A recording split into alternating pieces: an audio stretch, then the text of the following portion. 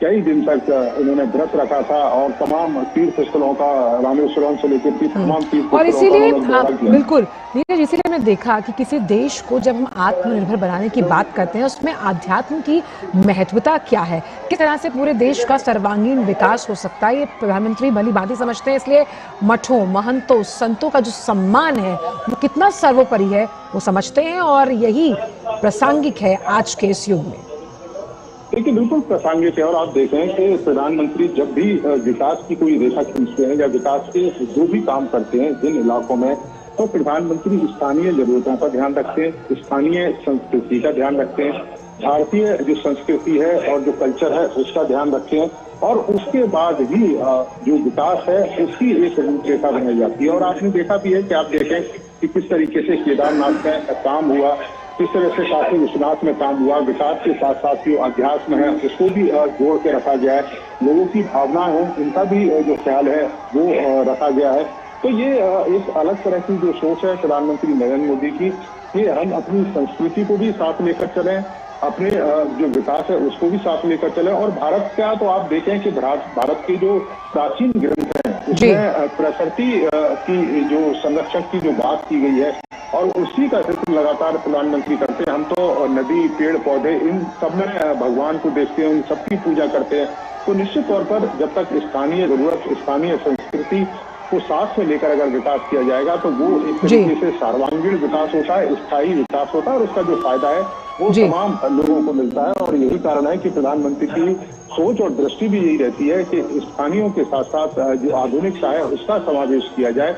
और यही कारण है कि आप देखें कि देश के अलग अलग शहरों में जिस तरीके से विकास हो रहा है, जिस तरीके से विकास की रूपरेखा खींची जाती है, तो उसमें आप स्थानीय संस्कृति को भी देख सकते हैं और विकास के मॉडल को भी देख सकते हैं। बिल्कुल, और सोच अगर नहीं है लेकिन नीतियां सही हैं, यही इस बात को साफ तौर पर दृष्टव्य करता है। और खास तौर पर जैसे कि आज सामूहिक गीता का पाठ किया जाएगा, किस तरह का दार्शनिक संकेत है ये पूरे विश्व के लिए। नीरज, चूंकि हम मानते हैं कि गीता के जो श्लोक हैं आपके जीवन दर्शन को बदलने के लिहाज से आज भी बेहद महत्वपूर्ण है। देखिए, बिल्कुल आज भी प्रासंगिक है। और आप देखें कि गीता में जो कर्म का संदेश दिया गया है कि व्यक्ति को कर्म करना चाहिए और फल की जो इच्छा है वो नहीं रखनी चाहिए, कर्म निस्वार्थ भाव से किया जाना चाहिए। आप देखें कि प्रधानमंत्री ने भी तमाम तरह के कार्य किए, उसमें कई तरह की अड़चनें भी आई, लेकिन उनकी जो दृष्टि और उनकी जो सोच थी वो निस्वार्थ थी। और एक लक्ष्य था कि जो विकास किया जा रहा है या जो कार्य किए जा रहे हैं, योजनाएं बनाई जा रही हैं, उसका जो लक्ष्य है वो अंतिम रूप से जो व्यक्ति बैठा है उस तक उस विकास को पहुंचाना है। यही कारण है कि तमाम कठिन निर्णय प्रधानमंत्री ने लिए, लेकिन बाद में जब देश के लोगों को पता लगा कि ये वास्तव में ये निर्णय जरूरी थे, तो देश के तमाम लोगों ने उनका साथ दिया। और ये साथ किस तरीके से दिया, आप देखें कि हरियाणा के इलेक्शन देखें, महाराष्ट्र के इलेक्शन देखें, देश के अलग अलग हिस्सों में जिस तरीके से इलेक्शन होते हैं, और जनता, अभी बिहार में इलेक्शन हुआ तो जनता भारी संख्या में उनको वोट, और यही विश्वास बहाली हम यहाँ जनता के रूप में देख पा रहे हैं नीरज। उनके चेहरों पर वो खुशी, वो भाव, वो भावनाएं जो प्रधानमंत्री को देखकर वो व्यक्त कर रहे हैं। और ऐसे में अगर हम आज के इस दिन की बात करें तो जो श्री कृष्ण मठ है उसकी प्रमुख विशेषता आपसे समझना चाहेंगे, और साथ ही साथ इस मंदिर को अगर समझे जहां बाल रूप में भगवान श्री कृष्ण मौजूद हैं और एक छोटी सी खिड़की जिसे कनकना किंडी कहा जाता है उसके जरिए भगवान के दर्शन किए जाते हैं।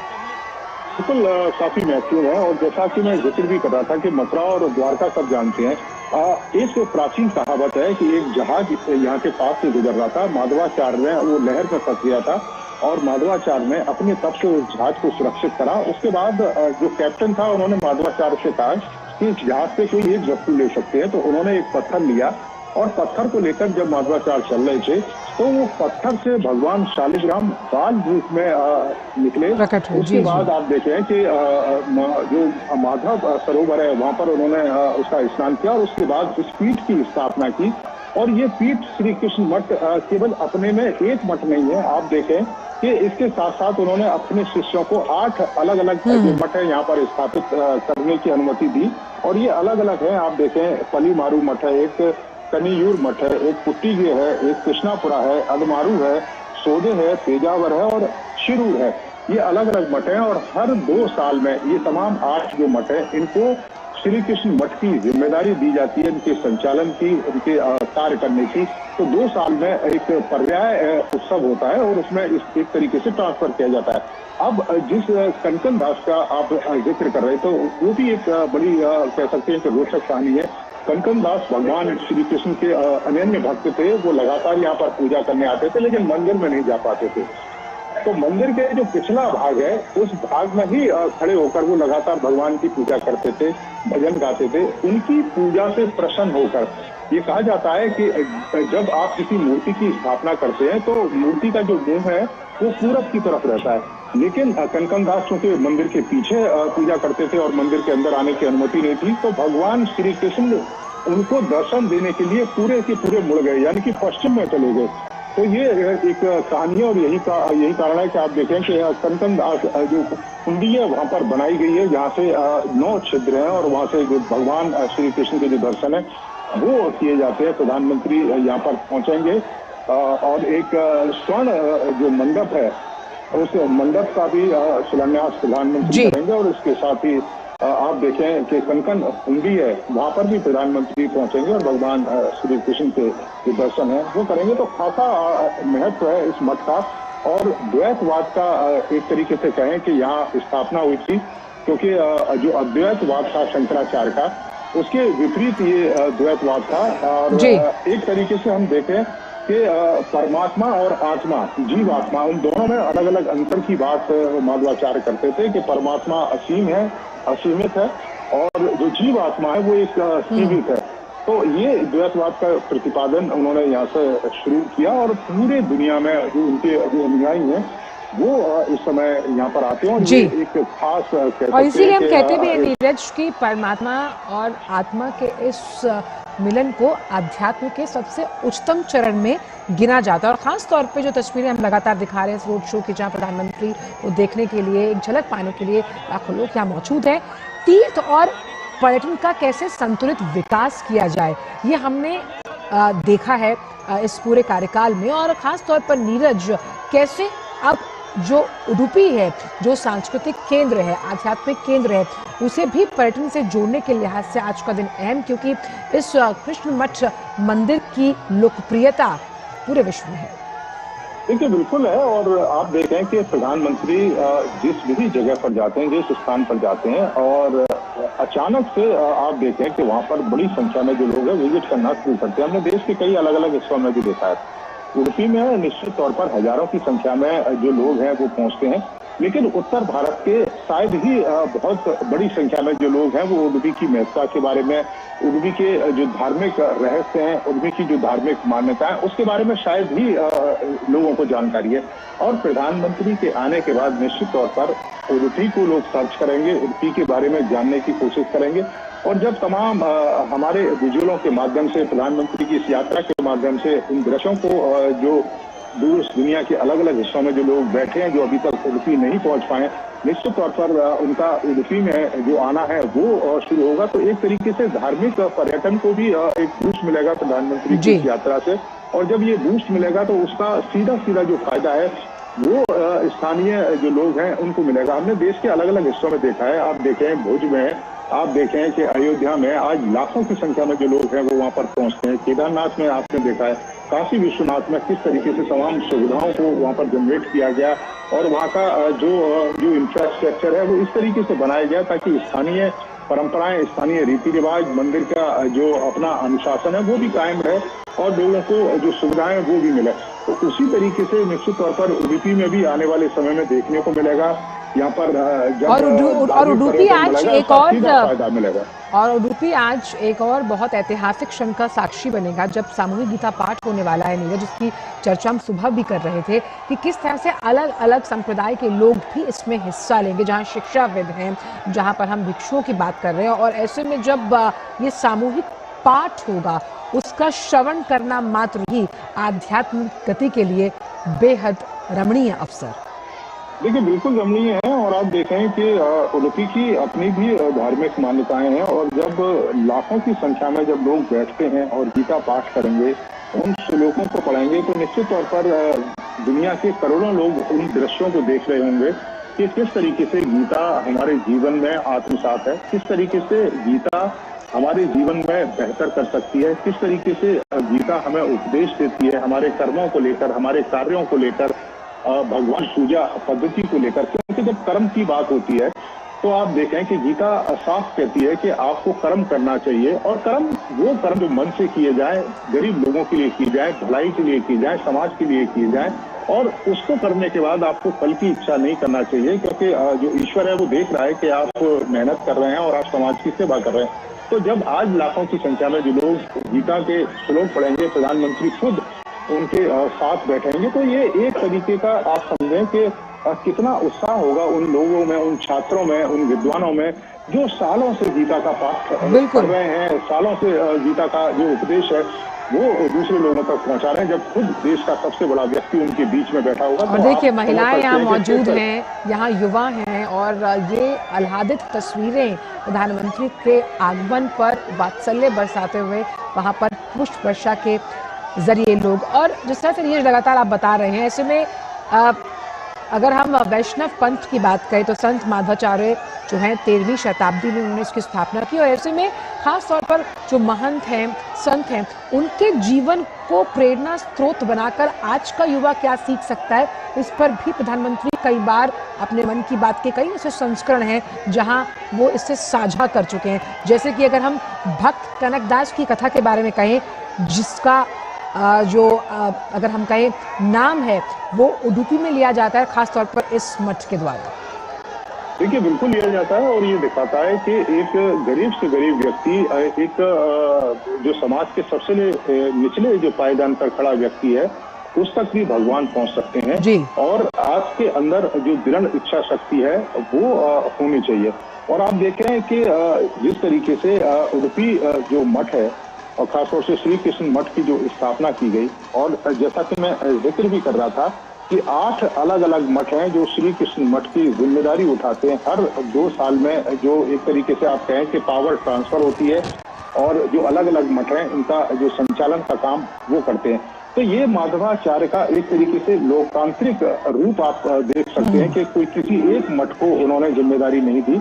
8 मठ हैं, और हर 2 साल में अगर बेहतर करते हैं, और निश्चित तौर पर उसका जो फायदा है, यहाँ आने वाले जो तीर्थ यात्री हैं, जो धार्मिक यात्रा पर यहाँ पर लोग आते हैं, उनकी बेहतरी के लिए काम किया जाता है, और फिर 2 साल में काम करने के बाद फिर दूसरे मठ को जो जिम्मेदारी है वो दी जाती है। तो ये माधवाचार्य का जो लोकतांत्रिक जो स्वरूप है वो इस श्री कृष्ण मठ में दिखाई देता है। दूसरा आप देखें कि मैं एक जो कथा बता रहा था कि जब जहाज भंवर में फंसता है और वो उस जहाज को अपने तप बल से सुरक्षित निकालते हैं, तो कैप्टन उनसे जहाज में बहुमूल्य चीजें रखी हुई थी उनको चुनने के लिए बात करता है, लेकिन वो एक पत्थर उठाते हैं। तो ये बताता है कि वो पत्थर उनके लिए कितना बहुमूल्य है। जो भौतिक चीजें हैं दुनिया की, वो शायद आपको कुछ समय के लिए तो हो सकता है संतोष दे पाए, लेकिन अंत तो गत्वा, या ये कहें कि लंबे समय तक वो संतोष नहीं दे सकती। संतोष के मंदिर के दर्शन के लिए आए हैं, सामूहिक गीता का पाठ होने वाला है। कोई ऐसी फ्लैगशिप स्कीम नहीं है जो उडुपी को डेडिकेटेड है, लेकिन फिर भी यहाँ पर लोग किसी प्रलोभन, किसी लालच में नहीं, सिर्फ अपने प्रधानमंत्री, प्रधान सेवक की झलक पाने, उनके साथ वो भावनात्मक जुड़ाव महसूस करते हैं, वो प्यार महसूस करते हैं, जिसके लिए वो यहाँ प्रधानमंत्री हाथों हाथ आत्मसात करते हुए इन तमाम भावों को, क्योंकि चाहे युवा है, कोई प्रौढ़ है या फिर कोई बच्चा, लेकिन भाव एक ही है, उस प्यार, उस संबंधित संबंध का, जिसे हम पीपल टू पीपल कांटेक्ट मानते हैं। और प्रधानमंत्री का इसमें बहुत जबरदस्त भरोसा रहा है। देखिए बिल्कुल मानते हैं, और आप देखें कि लाखों की संख्या में जब प्रधानमंत्री किसी भी जगह का दौरा करते हैं तो उनकी झलक पाने के लिए, उनसे मिलने के लिए, उन्हें देखने के लिए, आज भी आप देखें कि कोई ऑफिशियल कार्यक्रम नहीं था रोड शो का, लेकिन तब भी लाखों की संख्या में, हजारों की संख्या में जो लोग हैं सुबह 8 बजे से ही उनका इंतजार कर रहे थे। और जैसे ही प्रधानमंत्री हेलीपैड से जो श्री कृष्ण मठ है उसके लिए चलते हैं, तो आप देखें कि किस तरीके से, किस उत्साह के साथ उनका स्वागत किया जा रहा है, उनकी आरती उतारी जा रही है, उनके ऊपर फूलों की जो वर्षा है वो की जा रही है। उडुपी की और इसके अलावा कर्नाटक के अलग अलग जो कलाकार हैं वो यहाँ की जो संस्कृति और जो धार्मिक जो आस्थाएं, उसकी जो झलक है वो प्रधानमंत्री के सामने एक तरीके से पेश कर रहे हैं। तो ये बताता है कि उनकी लोकप्रियता किस तरह की है, ये बताता है कि किस तरीके से पीपल टू पीपल कनेक्ट करते हैं, सीधी बात जनता के सामने रखते हैं। आप देखें कि जब भी जनता के सामने जाते हैं, चाहे अपने मन की बात करनी हो, उनको जगह जगह देश के उन लोगों को चुनते हैं जिनकी कहानियां शायद हम लोग नहीं जान पाते, लेकिन प्रधानमंत्री हर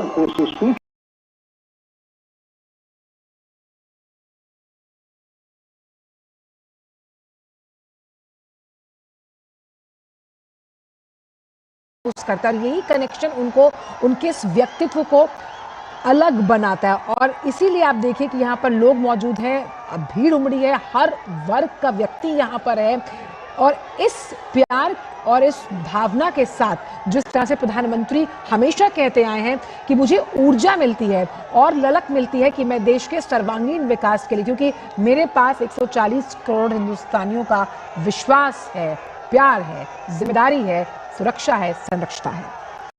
देखिए बिल्कुल ये एक तरीके की ऊर्जा ही है और मुझे लगता है कि प्रधानमंत्री का जिस तरीके का व्यस्त शेड्यूल रहता है, कुरुक्षेत्र गए, उसके बाद ब्राजील में देखें कि जो G20 है वो प्रधानमंत्री ने किया। इसके बाद आप देखें कि इंडिया पहुंचते हैं, इंडिया में प्रधानमंत्री अयोध्या जाते हैं, अयोध्या के बाद मीटिंग्स और इस तरह के कार्यक्रम रहते हैं। तो ये बेशकीमती एनर्जी है, वो इस जनता के बीच से ही उनको मिलती है। और प्रधानमंत्री कहते भी हैं कि इस जनता के लिए 24 घंटे वो जो काम है लगातार करते रहते हैं और यही कारण है कि उनके कार्यों को एक तरीके से अनुमति जनता देती है। और अनुमति कैसे देती है कि जब वो जनता के बीच में अपने कार्यों की रिपोर्ट लेकर पहुंचते हैं, जब चुनाव होता है जनता के जनादेश के जरिए, बिल्कुल जो जनादेश है वो बताता है कि उनके कार्यों को लेकर किस तरीके से जो जनता है वो देख रही है। और यही जनता आपको यहाँ पर दिखाई भी दे रही है। 3 किलोमीटर का ये एक तरीके से रास्ता है, लेकिन इस 2 किलोमीटर के रास्ते में हमको कहीं पर भी ऐसी जगह नहीं दिख रही है जो खाली दिखाई दे। इतनी बड़ी संख्या में जो लोग हैं प्रधानमंत्री को देखने के लिए। और इस 2 किलोमीटर के रास्ते में कितना छोटा होता है 2 किलोमीटर, मात्र 2 से 3 मिनट में आप इसे पार कर सकते हैं। लेकिन 2 किलोमीटर के रास्ते में जब इतना प्यार हो, इतना दुलार हो, इतना वात्सल्य हो, इतनी भावनाएं और इन्हीं भावनाओं से ओतप्रोत वो लोग जो आपको प्यार करते, तो देखिए किस तरह से ये रास्ता जो है वो पुष्प के पथ पर, यानी कि आप रास्ते पर देखिए पुष्प वर्षा हो रही है। और ऐसे में जब अभी कुछ दिन पहले हमने संविधान दिवस मनाया नीरज, तो संविधान कहता है हम भारत के लोग, और ये जो शाश्वत वाक्य है हम देख सकते हैं जिस तरह से प्रधानमंत्री का कार्यकाल रहा है, जो नीतियां रही, जो नीति रही, जो सोच रही कि किस तरह से भारत को वैश्विक पटल पर एक सुनहरे तस्वीर के साथ अंकित करना है, वैश्विक गुरु माना जाता है। उस लिहाज से वसुधैव कुटुंबकम की भावना को लेकर भारत लगातार आगे बढ़ता हुआ। देखिए बिल्कुल वैश्विक गुरु है और आप देखें कि हमारे ऋषि मुनियों ने और हमारे ग्रंथों ने एक तरीके से लीड लिया था और किस तरीके से विश्व को एक स्पष्ट जो दृष्टि है वो दी थी। हमारे जो गणितज्ञ हैं, आप देखें कि किस तरह की जो घटना है और उस जमाने में उन्होंने की थी बिना किसी यंत्र के। और आज भी वो सोमनाथ में जाइए, सोमनाथ में एक पिलर लगा हुआ है और जहाँ से एक सीधी डायरेक्शन दिया गया है एक तीर के द्वारा, और ये बताता है कि आप अंतिम छोर तक चले जाइए तो कोई भी धरती आपको नहीं दिखाई देगी। तो आप समझें कि उस समय से किस तरीके की दृष्टि हमारे पास थी, किस तरह का सोच, किस तरह का गणित हमारे पास था।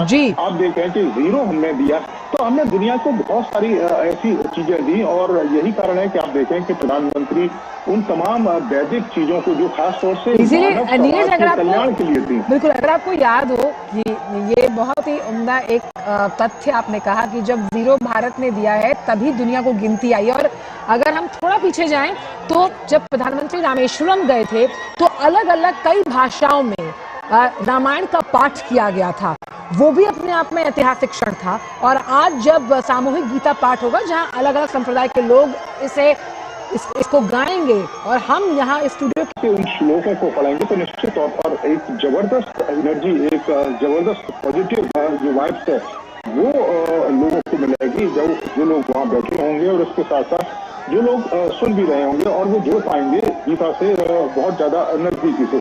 आप देखें कि गीता अगर आप पढ़ते हैं तो आपको कुछ ना कुछ गीता में जरूर मिलता है, चाहे आप किसी भी संप्रदाय से रहे हों, किसी भी धर्म को आप फॉलो करते रहे हों। लेकिन गीता एक तरीके से सार है मानव समाज के कल्याण के लिए, मानव समाज के उत्थान के लिए, और मानव समाज के उत्थान के लिए तमाम बातों का जो जिक्र है वो गीता में लिखा गया है। और निश्चित तौर पर जब गीता का पाठ होगा तो उन बातों को दूसरे लोगों तक पहुंचाने में एक तरीके मदद भी मिलेगी, और उनकी की जो महत्ता है उसको भी एक तरीके से आप कहें कि एक बूस्ट मिलेगा। और ये आप देखें कि किस तरीके से लोग प्रधानमंत्री का जो स्वागत है वो कर रहे हैं। ये दृश्य भी अपने आप में कम नहीं है, क्योंकि तो उत्तर भारत में आंचल आप देखें कि इस समय सर्दी का मौसम है, लेकिन यहाँ पर उतनी सर्दी नहीं है और गर्मी आपको महसूस होती है। और उसके बावजूद भी जिस तरीके की जो भीड़ आपको दिखाई दे रही है, ये बताता है कि तमाम शारीरिक कष्टों के बावजूद बिल्कुल जो धार्मिक जो मान्यताएं वो किस तरीके से हावी हैं लोगों के ऊपर, किस तरीके से एक आस्था, किस तरीके से एक विश्वास अपने प्रधानमंत्री को लेकर है, प्रधानमंत्री की नीतियों को लेकर है। जो बिल्कुल भक्ति, ज्ञान, दर्शन जिसके लिए भारत को जाना जाता है पूरे विश्व में। और वो कहते भी हैं नीरज, मुझे बचपन का वो पाठ भी याद आ रहा है जब कहते थे कि अगर आप किसी परेशानी में घिरे हैं, आप गीता के उपदेशों को पढ़िए, आपकी परेशानी और आपके कई ऐसे प्रश्नों का उत्तर गीता के हर एक श्लोक में है। और मुझे लगता है कि आज इस सामूहिक पाठ से जिस तरह का सकारात्मक संदेश पूरे विश्व में जाएगा, जहां शांति और ऊर्जा की जरूरत है, और जिस तरह से ये सकारात्मक जो सोच है उसका आधार है यहाँ पर मौजूद ये हुजूम जो प्रधानमंत्री को इतना प्यार करता है, और प्रधानमंत्री भी उनका हाथ हिलाकर अभिवादन जिस तरह से कर रहे हैं, तो ये टू वे कम्युनिकेशन में हमेशा जो प्रधानमंत्री का बिलीफ है वो यहाँ नजर आता हुआ। देखिए बिल्कुल आप देखें कि निश्चित तौर पर पीपल टू पीपल जो कनेक्ट है उसकी जो बात है वो प्रधानमंत्री शुरू से ही करते रहे।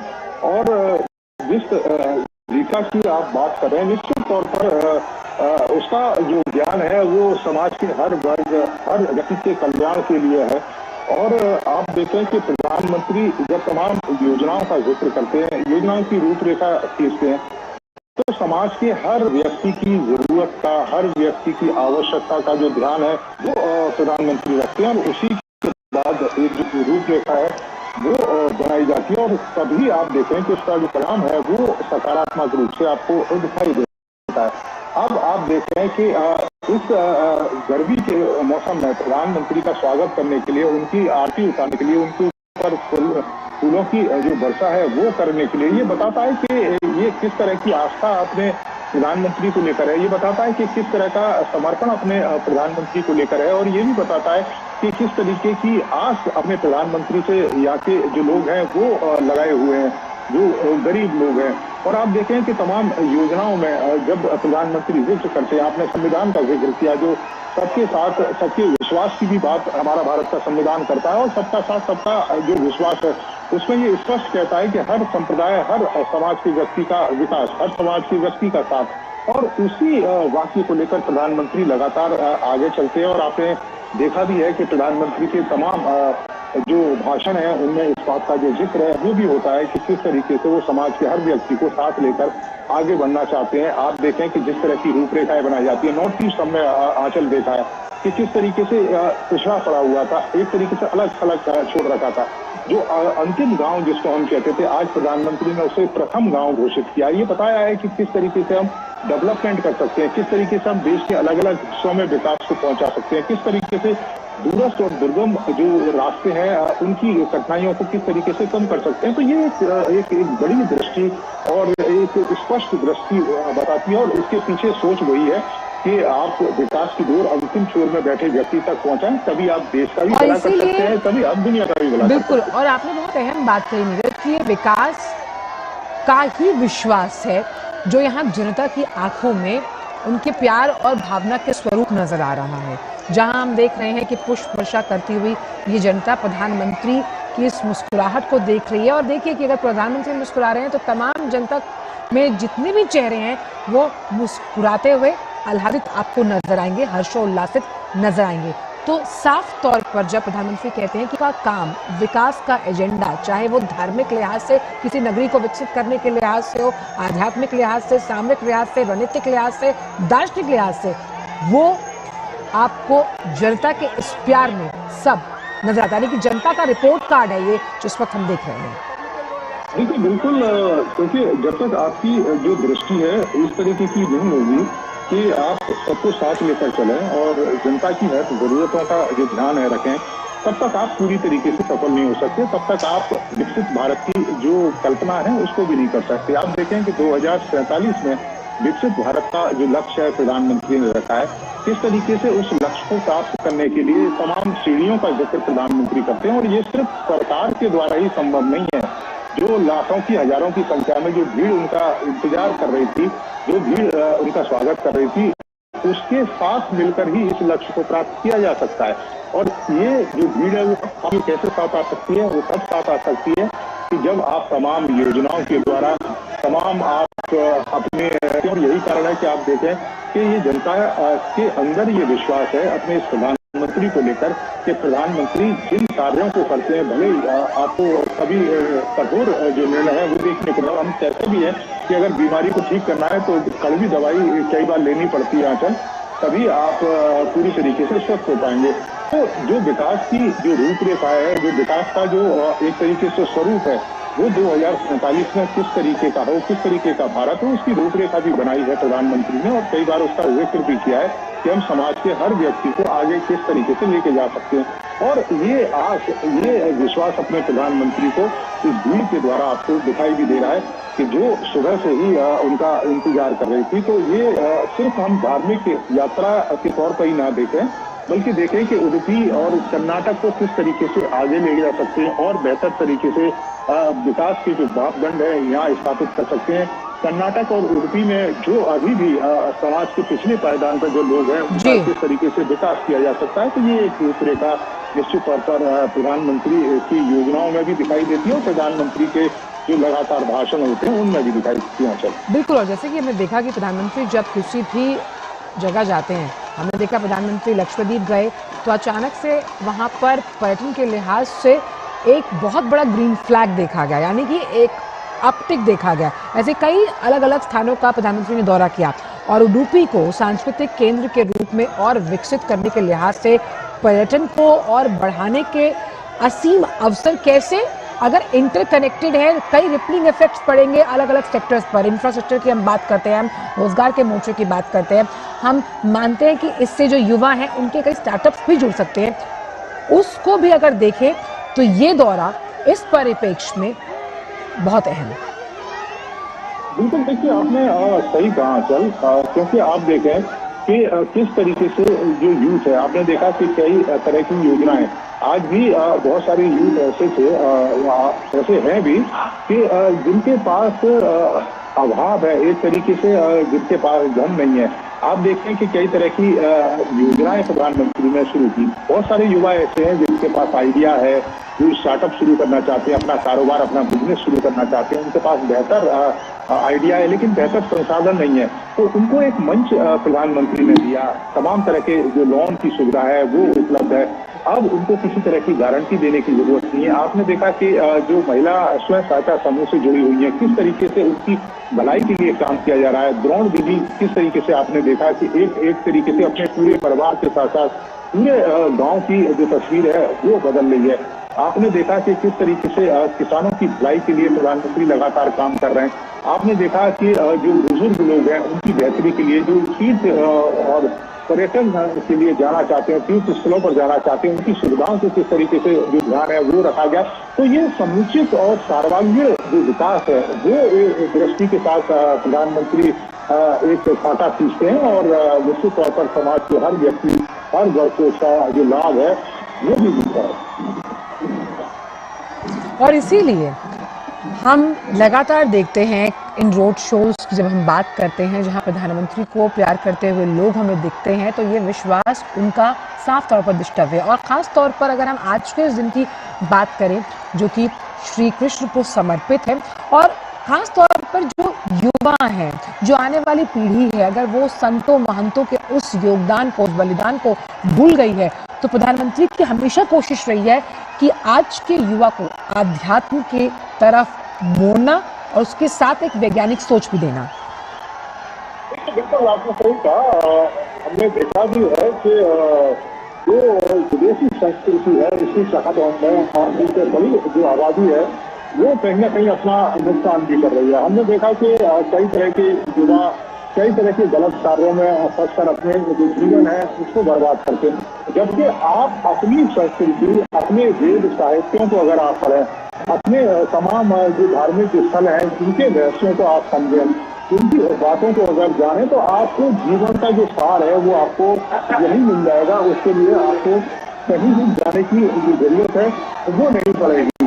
और आप देखें कि इसी तरीके से अपने वेद ग्रंथों से अपनी उन बातों से जिनमें तमाम तरह के कल्याण की बातें की गई है, जिसमें तमाम तरह के मानव समुदाय को आगे ले जाने की बात की गई है, अगर इनको लेकर आगे बढ़ता है तो इसके साथ साथ समाज का भी साथ होगा, समाज का भी भला होगा और इस यूथ का भी भला होगा। और यही कारण है कि जब प्रधानमंत्री किसी भी बात का जिक्र करते हैं विकसित भारत के तमाम लक्ष्यों को लेकर, तो इस यूथ का जो भारत का जो भविष्य है इसको लेकर भी एक कह सकते हैं कि एक दृष्टि देते हैं उनको कि उनको किस दिशा में आगे जाना चाहिए, किस तरीके से जो कार्य है वो करने चाहिए। और बड़ी संख्या में यूथ भी आकर यहाँ पर करते थे और जो बताता है कि किस तरीके से प्रधानमंत्री को लेकर विश्वास है, प्रधानमंत्री की योजनाओं को लेकर, प्रधानमंत्री की दृष्टि को लेकर, और यही यूथ आने वाले समय में विकसित भारत के लक्ष्य को साफ करने में मील का पत्थर साबित होगा, जिसका उद्देश्य प्रधानमंत्री लगातार करते हैं। और इसीलिए धर्म के जरिए आध्यात्म के मार्ग पर चलकर भक्ति के पथ को अपनाकर भी कैसे किसी देश का किसी राज्य का विकास हो सकता है, इसे भली भांति दृष्टव्य किया है प्रधानमंत्री ने। बौद्ध सर्किट को हम कैसे भूल सकते हैं और कैसे तमाम कई ऐसे जो अमृत स्टेशन हैं वंदे भारत को हम जिस तरह से बात करते हैं, किस तरह से उन्हें आध्यात्मिक नगरियों से जोड़कर चलाया गया। और अगर उडुपी की बात करें और कृष्ण मठ आज प्रधानमंत्री अभी कुछ ही देर में दौरा करेंगे, ये भी उसी भाव का पर्याय है कि भक्ति के मार्ग पर और ज्ञान के मार्ग पर चलकर ही राज्य के सर्वांगीण विकास में आप अहम भूमिका निभा सकते हैं।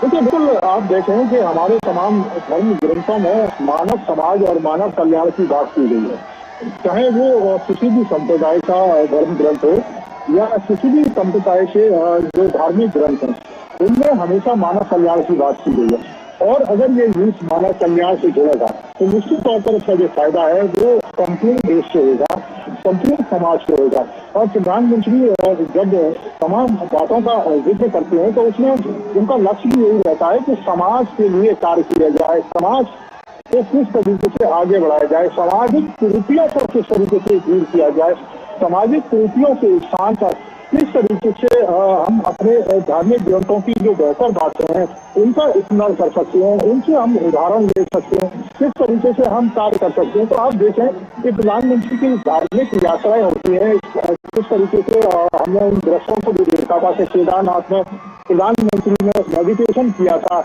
और किस तरीके से गुफा में बैठकर, और ये मेडिटेशन बताता है कि जो असीमित ऊर्जा है व्यक्ति के अंदर के किस तरीके से अपने आप को एकाग्रचित रहकर समाज की भलाई के लिए कार्य कर सकता है। हमने उन दृश्यों को भी देखा है कि जब प्रधानमंत्री तो वो तमाम जो कार्य प्रधानमंत्री इस दृष्टि को ही ध्यान में रखकर करते हैं कि समाज के हर व्यक्ति का भला किया जा सके।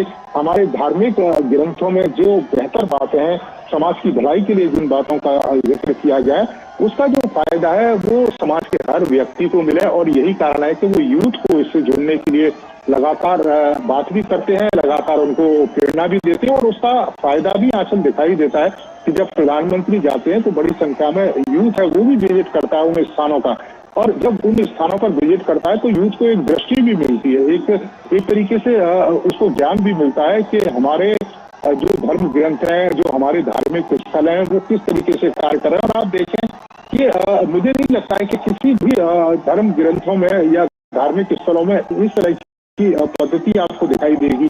आप देखें कि तमाम हजारों लोगों को प्रतिदिन निःशुल्क भोजन उपलब्ध कराया जाता है। आप देखें कि हजारों लोगों के लिए निःशुल्क प्रतिदिन जो इलाज की सुविधा है वो मिलती है। हजारों लोगों के लिए कनेक्टिविटी की सुविधा है, एक जगह से दूसरे स्थान पर ले जाने के लिए तमाम तरह की जो बस है या दूसरे जो वाहन है वो उपलब्ध है। समाज की भलाई के लिए ये योगदान भी देते रहते हैं। तो ये बताता है कि ये हमारे जो सांस्कृतिक और धार्मिक केंद्र है वो किस तरीके से समाज की भलाई के लिए काम कर रहे हैं, किस तरीके से समाज के हर वर्ग को आगे ले जाने के लिए, हर वर्ग की सहायता के लिए काम कर रहे हैं। तो ये एक तरीके से यूथ को भी प्रेरणा देता है। और इसी प्रेरणा के जरिए जब हम सामूहिक गीता पाठ को आज सुनेंगे, ये प्रेरणा कैसे एक सकारात्मक ऊर्जा का संचार करती है उडुपी की जनता के साथ साथ पूरे विश्व में, वहाँ के युवाओं में, ये तो हम देखेंगे ही। लेकिन आध्यात्म के लिहाज से जिन तमाम हमने अभी प्राचीन तथ्यों का जिक्र किया, अगर कोई आने वाली पीढ़ी का जो युवा है वो नहीं भी जानता होगा, तो मुझे लगता है नीरज कि इस आध्यात्मिक ज्ञान से या फिर इस आध्यात्मिक पॉजिटिविटी से उसका जीवन भी कहीं ना कहीं एक अच्छे व्यक्तित्व के लिहाज से बदलता हुआ। देखिए बिल्कुल, जब लक्ष्य कंठ गीता पारायण कार्यक्रम जो संपन्न यहाँ पर होगा और उसमें 1 लाख के करीब आप देते हैं कि प्रतिभागी, उसमें छात्र विद्वान शामिल होंगे, जो श्री भगवत गीता है उसका सामूहिक जो पाठ है वो किया जाएगा। तो एक मैसेज पूरी दुनिया से जाएगा, एक मैसेज देश के अलग अलग जो लोग हैं उनको जाएगा कि किस तरीके से 1 लाख लोगों ने सामूहिक पाठ किया। और 1 लाख लोग जब सामूहिक पाठ करेंगे तो उसके जो वाइब्रेशन है, उसकी जो एनर्जी है वो आप समझ सकते हैं कि किस तरह की रही होगी या किस तरह की रहेगी उस समय जब प्रधानमंत्री खुद उनके साथ बैठकर इस तरह का पाठ करेंगे। तो निश्चित तौर पर एक संदेश भी देगा लोगों को, एक प्रेरणा भी देगा कि आप अपने धर्म ग्रंथों की तरफ मुड़िए, धर्म ग्रंथों में बेहतर से बेहतर चीजों का जिक्र किया जाए। और गीता हमारे तमाम दुखों का, हमारी तमाम समस्याओं का एक तरीके से जो समाधान है वो भी प्रस्तुत करती है। और अगर आप गीता पढ़ते हैं तो आप समाज की भलाई के लिए भी काम कर सकते हैं और व्यक्ति जो काम करेगा, क्योंकि गीता आप देखें कि कर्म का संदेश देती है कि आप कर्म करिए और फल की इच्छा मत रखिए। तो ये बताता है कि कर्म व्यक्ति का महत्वपूर्ण है। अगर वो कर्म सच्चे मन से और सच्ची श्रद्धा से किया जाए तो उसका फल भी हमेशा बेहतरीन होता है। बिल्कुल, और इसीलिए आज का ये दिन जब हम उडुपी की बात करते हैं उसके लिए खास ये तस्वीरें लगातार आप देख रहे हैं, जब प्रधानमंत्री के स्वागत के लिए वहाँ पर लोगों का हुजूम था। प्यार, वात्सल्य, भावना, हर्ष और प्रसन्नता लिए हुए प्रधानमंत्री भी उसी भाव के साथ अभिवादन स्वीकार करते हुए नजर आए। बहुत बहुत शुक्रिया नीरज। लेकिन फिलहाल वक्त छोटे से ब्रेक का है, उसके बाद कार्यक्रम होगा वो भी हम इस मंच के साथ साझा करेंगे। वक्त एक छोटे से ब्रेक का।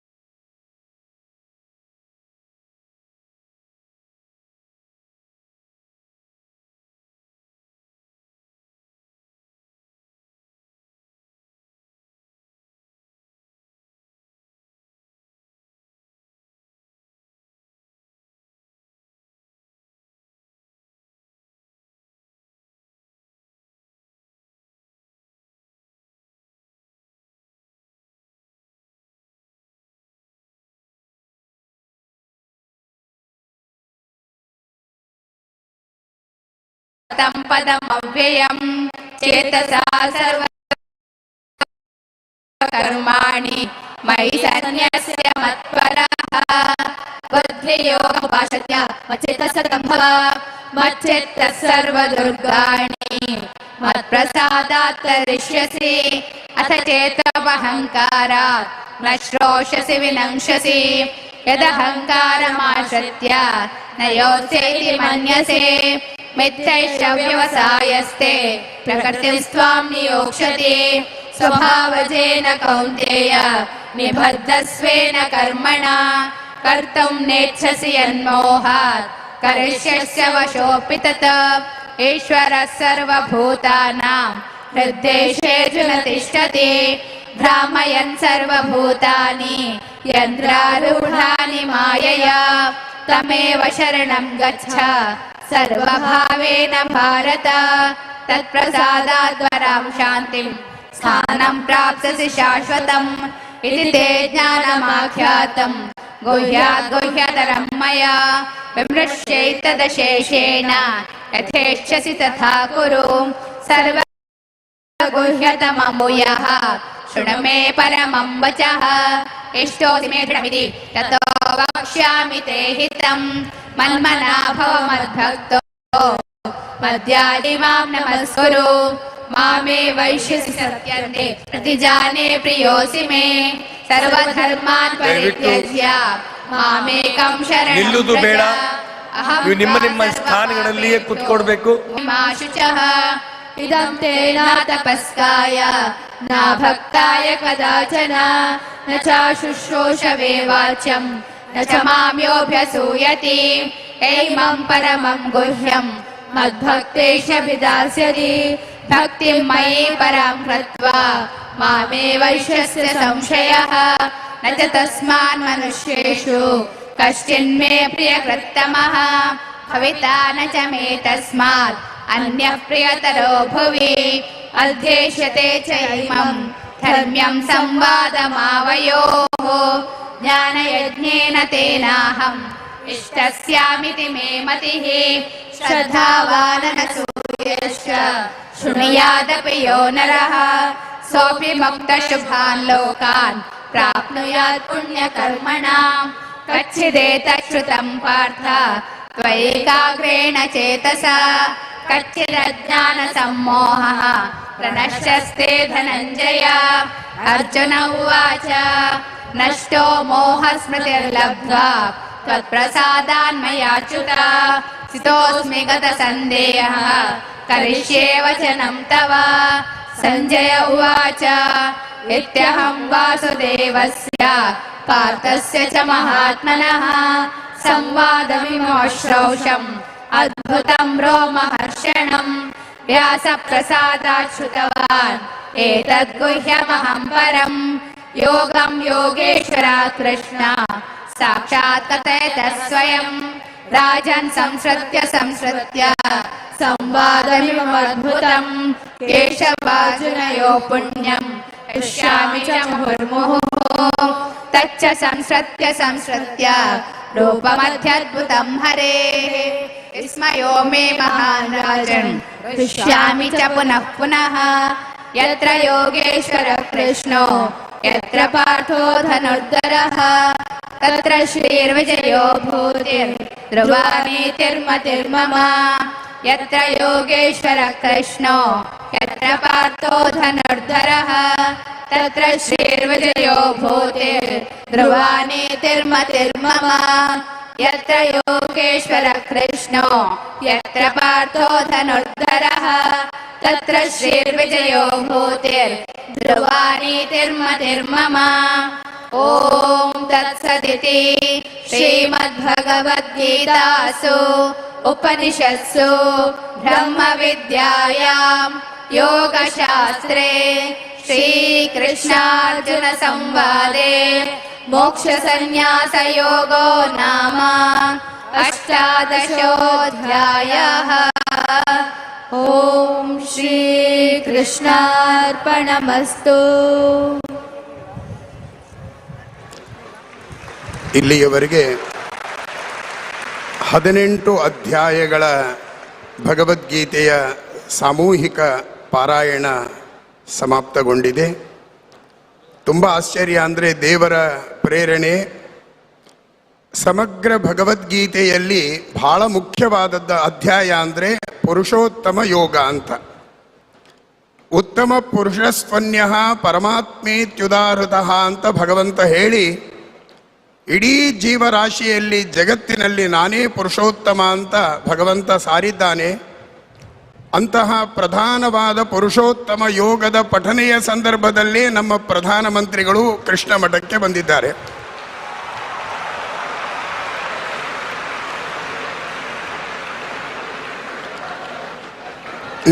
ನೀವೆಲ್ಲ ಪಾರಾಯಣ ಮಾಡುವಾಗ ಆ ಶ್ಲೋಕಗಳೆಲ್ಲ ನಿಮಗೆ ಅರ್ಥ ಆಗಿರ್ತದೆ. ಯದ್ಯದ್ ವಿಭೂತಿ ಮತ್ಸತ್ವಂ ಶ್ರೀಮದೂರ್ಜಿತಮೇವ.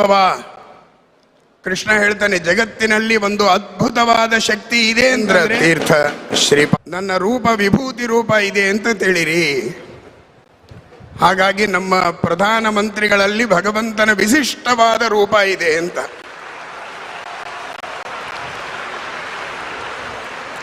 ಈ ದೇಶಕ್ಕೆ ಒಂದು ಭದ್ರ ಬುನಾದಿಯನ್ನು ಹಾಕುವುದಕ್ಕೋಸ್ಕರವಾಗಿ ಭಗವಂತ ಕಳಿಸಿದ ಒಂದು ವ್ಯಕ್ತಿ, ಒಂದು ಶಕ್ತಿ ಅಂದರೆ ಅದು ನಮ್ಮ ನರೇಂದ್ರ ಮೋದಿಜಿಯವರು.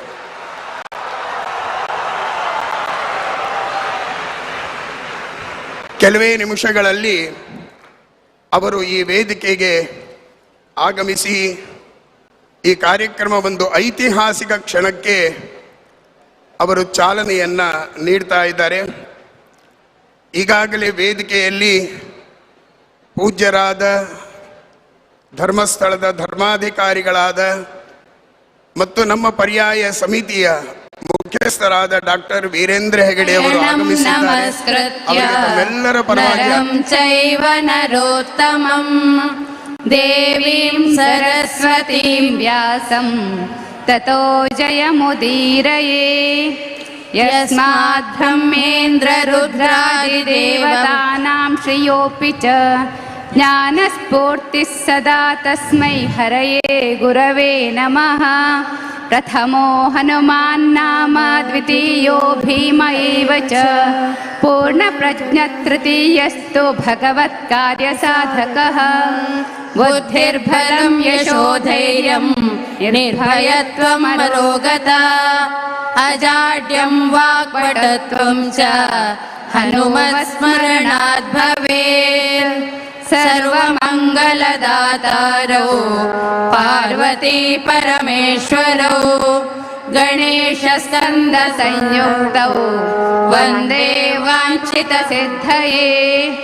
ಆಪಾದಮೌಲಿ ಪರ್ಯಂತಂ ಗುರುಣಾಮಾಕೃತಿಂ ಸ್ಮರೇತ್ ತೇನ ವಿಘ್ನಾ ಪ್ರಣಶ್ಯಂತಿ ಸಿದ್ಧ್ಯಂತಿ ಚ ಮನೋರಥಾಃ. ಶ್ರೀಕೃಷ್ಣ ಪೂಜಾರ್ಪಿತ ಚಿತ್ತವೃತ್ತಿಂ ವಿರಕ್ತ ಚೂಡಾಮಣಿಮಿಂದು ಶಾಂತಂ ಅನಂತ ಸದ್ಭಕ್ತ ಪ್ರಿಯಂ ಮಮಾಪಿ ಸುಗುಣೇಂದ್ರ ತೀರ್ಥಂ ಪರಮಾಶ್ರಿತೋಹಂ. ಏಕಂ ಶಾಸ್ತ್ರಂ ದೇವಕೀ ಪುತ್ರ ಗೀತಂ ಏಕೋ ದೇವೋ ದೇವಕೀ ಪುತ್ರ ಏವ ಗೋಮಂತ್ರಸ್ತಸ್ಯ ನಾಮಾನಿ ಯಾನಿ ಕರ್ಮಾಪ್ಯೇಕಂ ತಸ್ಯ ದೇವಸ್ಯ ಸೇವಾ. ಯದಕ್ಷರಪದಭ್ರಷ್ಟಂ ಮಾತ್ರಾಹೀನಂ ತು ಯದ್ಭವೇತ್ ತತ್ಸರ್ವಂ ಕ್ಷಮ್ಯತಾಂ ದೇವ ನಾರಾಯಣ ನಮೋಸ್ತುತೆ. ಅನನ್ಯಾಸ್ ಚಿಂತಯಂತೋ ಮಾಂ ಯೇ ಜನಾಃ ಪರ್ಯುಪಾಸತೆ ತೇಷಾಂ ನಿತ್ಯಾಭಿಯುಕ್ತಾನಾಂ ಯೋಗಕ್ಷೇಮಂ ವಹ.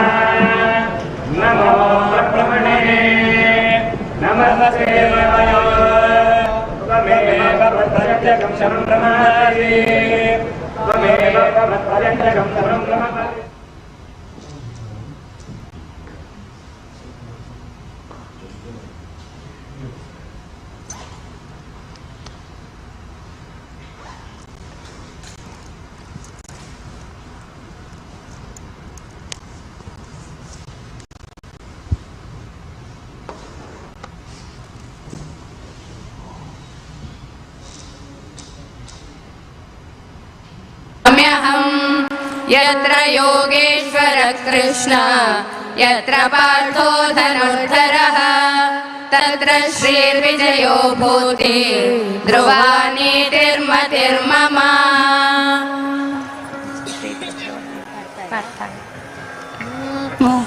ॐ पार्थिवोदिता भगवता नारायणेन स्वयं व्यासेन ग्रथितां पुराणमुनिना मध्ये महाभारतम् अद्वैतामृतवर्षिणीं भगवतीम् अष्टादशाध्यायिनीम् अम्ब त्वामनुसन्दधामि भगवद्गीते भवद्वेषिणीम्। नमोऽस्तु ते व्यासविशालबुद्धे पुल्लारविन्दायतपत्रनेत्र येन त्वया भारततैलपूर्णः प्रज्वालितो ज्ञानमयप्रदीपः प्रपन्नपारिजाताय स्तोत्रवेत्रैकपाणये ज्ञानमुद्राय कृष्णाय गीतामृतदुहे नमः। सर्वोपनिषदो गावो दोग्धा गोपालनन्दनः पार्थो वत्ससुधीर्भोक्ता दुग्धं गीतामृतं महत्।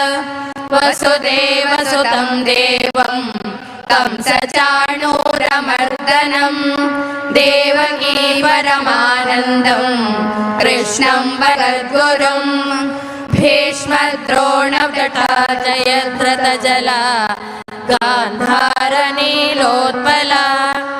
शल्यग्राहवती कृपेण वहनी कर्णेन वेलाकुला अश्वत्थामविकर्णघोरमकरा दुर्योधनावर्तिनी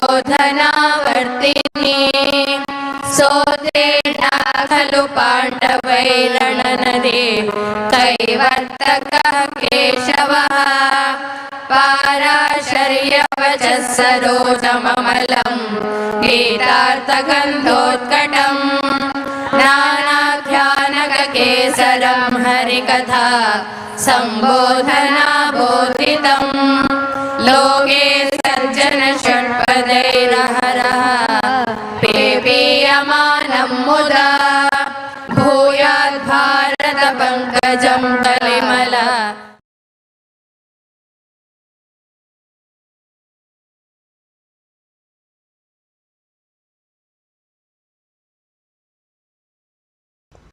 और ये पूजा अर्चना करते हुए नजर आ रहे हैं श्री कृष्ण मठ के दौरे पर प्रधानमंत्री, जहां मंदिर परिसर में शांत, अनुशासित और आध्यात्मिक वातावरण से ओतप्रोत आप इस पूरे प्रांगण को देख पा रहे हैं। और वैदिक मंत्रोच्चार की वजह से जिस तरह से ये उडुपी का जो श्री कृष्ण मठ है वो श्रद्धालुओं के लिए सालों से आकर्षण का, भक्ति का, आध्यात्म का, ज्ञान का केंद्र रहा है। तो उडुपी स्थित श्री कृष्ण मठ के दौरे पर प्रधानमंत्री आध्यात्मिक और सांस्कृतिक उत्कृष्टता के लिहाज से आज अहम दिन, जब हम एक भारत श्रेष्ठ भारत की तस्वीर यहाँ पर सटीक होते हुए देखते हैं। प्रधानमंत्री यहाँ पर पूजा अर्चना के तमाम क्रियाकलापों में हिस्सा लेते हुए नजर आ रहे हैं। इस मंदिर से जुड़ी एक बहुत ही अहम मान्यता और भी है, जिसका जिक्र रहे थे कि कैसे श्री माधवाचार्य ने समुद्र में तूफान में फंसे एक जहाज को अपनी दिव्य शक्ति से बचाया था। और आध्यात्मिक शक्ति कैसे आपके दार्शनिक व्यक्तित्व को निखारती है, उकेरती है। प्रधानमंत्री यहाँ पर पूजा अर्चना में भाग लेते हुए नजर आए। और उडुपी को भगवान कृष्ण के भक्तों के लिए बेहद पवित्र स्थान माना जाता है। ये कृष्ण मंदिर खास तौर पर कृष्ण भक्तों के लिए प्रमुख आस्था का केंद्र है, जहां आध्यात्मिक उन्नति उत्पत्ति का उद्घोष है। हर दिन हजारों है और बाल कृष्ण के रूप में यहाँ आप जब दर्शन अभिलाषी होते, कहते हैं कि ईश्वर के दर्शन की अभिलाषा ही अपने आप में सबसे बड़ी अनूठी शक्ति होती है। और भगवान कृष्ण का जो बाल स्वरूप है, जो इस कनकना किन्नी के जरिए आप करते हैं, वो 9 छिद्रों वाली छोटी सी खिड़की। और आप समझिए कि अपने आप में कितनी अनूठी मान्यता है, कितना रोचक विवरण है इस कृष्ण। जब हम मूकं करोति वाचालं पंगुं लंघयते गिरिं यत्र पादमहं वन्दे परमानन्दमाधवं यं ब्रह्मा वरुणेन्द्र रुद्रमरुतः स्तुवन्ति दिव्यैस्तवैः वेदैः साङ्गपदक्रमोपनिषदैः गायन्ति यं सामगाः ध्यानावस्थिततद्गतेन मनसा पश्यन्ति यं योगिनो यस्यान्तं न विदुःसुरासुरगणा देवाय तस्मै नमः। शान्ताकारं भुजगशयनं पद्मनाभं सुरेशं विश्वाधारं गगनसदृशं मेघवर्णं शुभांगं लक्ष्मीकान्तं कमलनयनं योगिवृद्ध्यानगम्यं वन्दे विष्णुं भवभयहरं सर्वलोकैकनाथम्। पीढ़ियों के लिए इस तरह एक सकारात्मक प्रथमोऽध्यायः धृतराष्ट्र उवाच धर्मक्षेत्रे कुरुक्षेत्रे समवेतायुयुत्सवः मामकाः पाण्डवाश्चैव किमकुर्वत सञ्जय। सञ्जय उवाच दृष्ट्वा तु पाण्डवानेकं व्यूढं दुर्योधनस्तदा आचार्यमुपसङ्गम्य राजा वचनमब्रवीत् पश्येतां पाण्डुपुत्राणाम् आचार्यमहतीं च मूं व्यूढां द्रुपदपुत्रेण तव शिष्येण धीमता अत्र शूरा महेश्वासा भीमार्जुनसमायुधि युयुधानो विराटश्च द्रुपदश्च महारथः।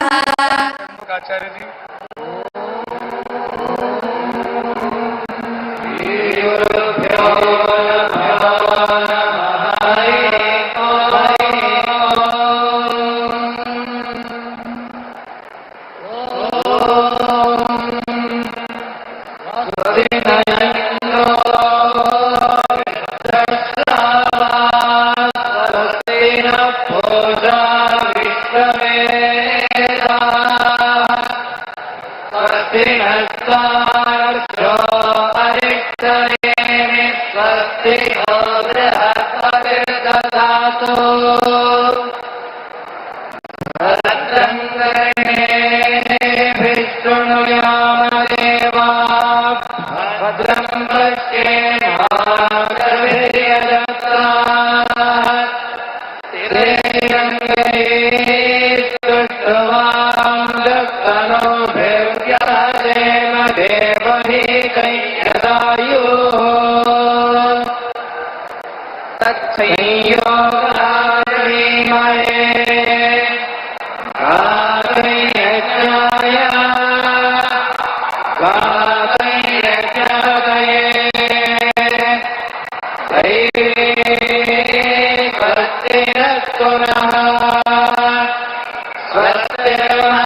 Initiated Koti Gita Lekana Yajna to spread the holy message of Bhagavad Gita for a noble and happy life with courage and self-confidence.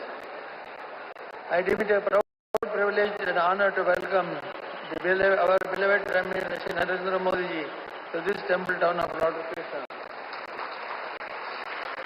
Whenever I look at our Honorable Prime Minister, I imagine him as the Yajaman of the guiding force driving the engine of India. He is the one at the helm steering the nation forward. Now this engine is so powerful that it can drive all coaches of the rest of the world along with it. On behalf of all of you, I extend a hearty welcome to the Honorable Prime Minister Narendra Modi ji. I am happy to welcome Shri Thawarchand Gehlot ji, Honorable Governor of Karnataka. I welcome them with pranams Pujya Shri Sunendra Tirtha Swami ji, Sushindra Tirtha Swami ji, with the government, and also Government of India, and Mr. Bhairati Swadesh, Government of Karnataka.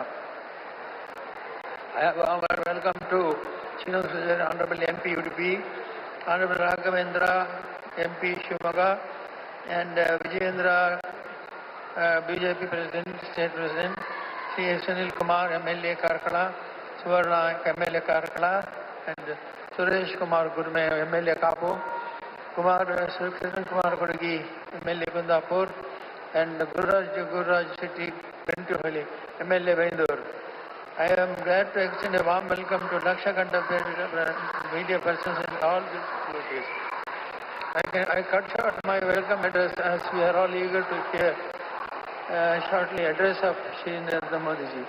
Once again, I welcome you all for this August function. Namo Vandito Manjunathaya Namaha.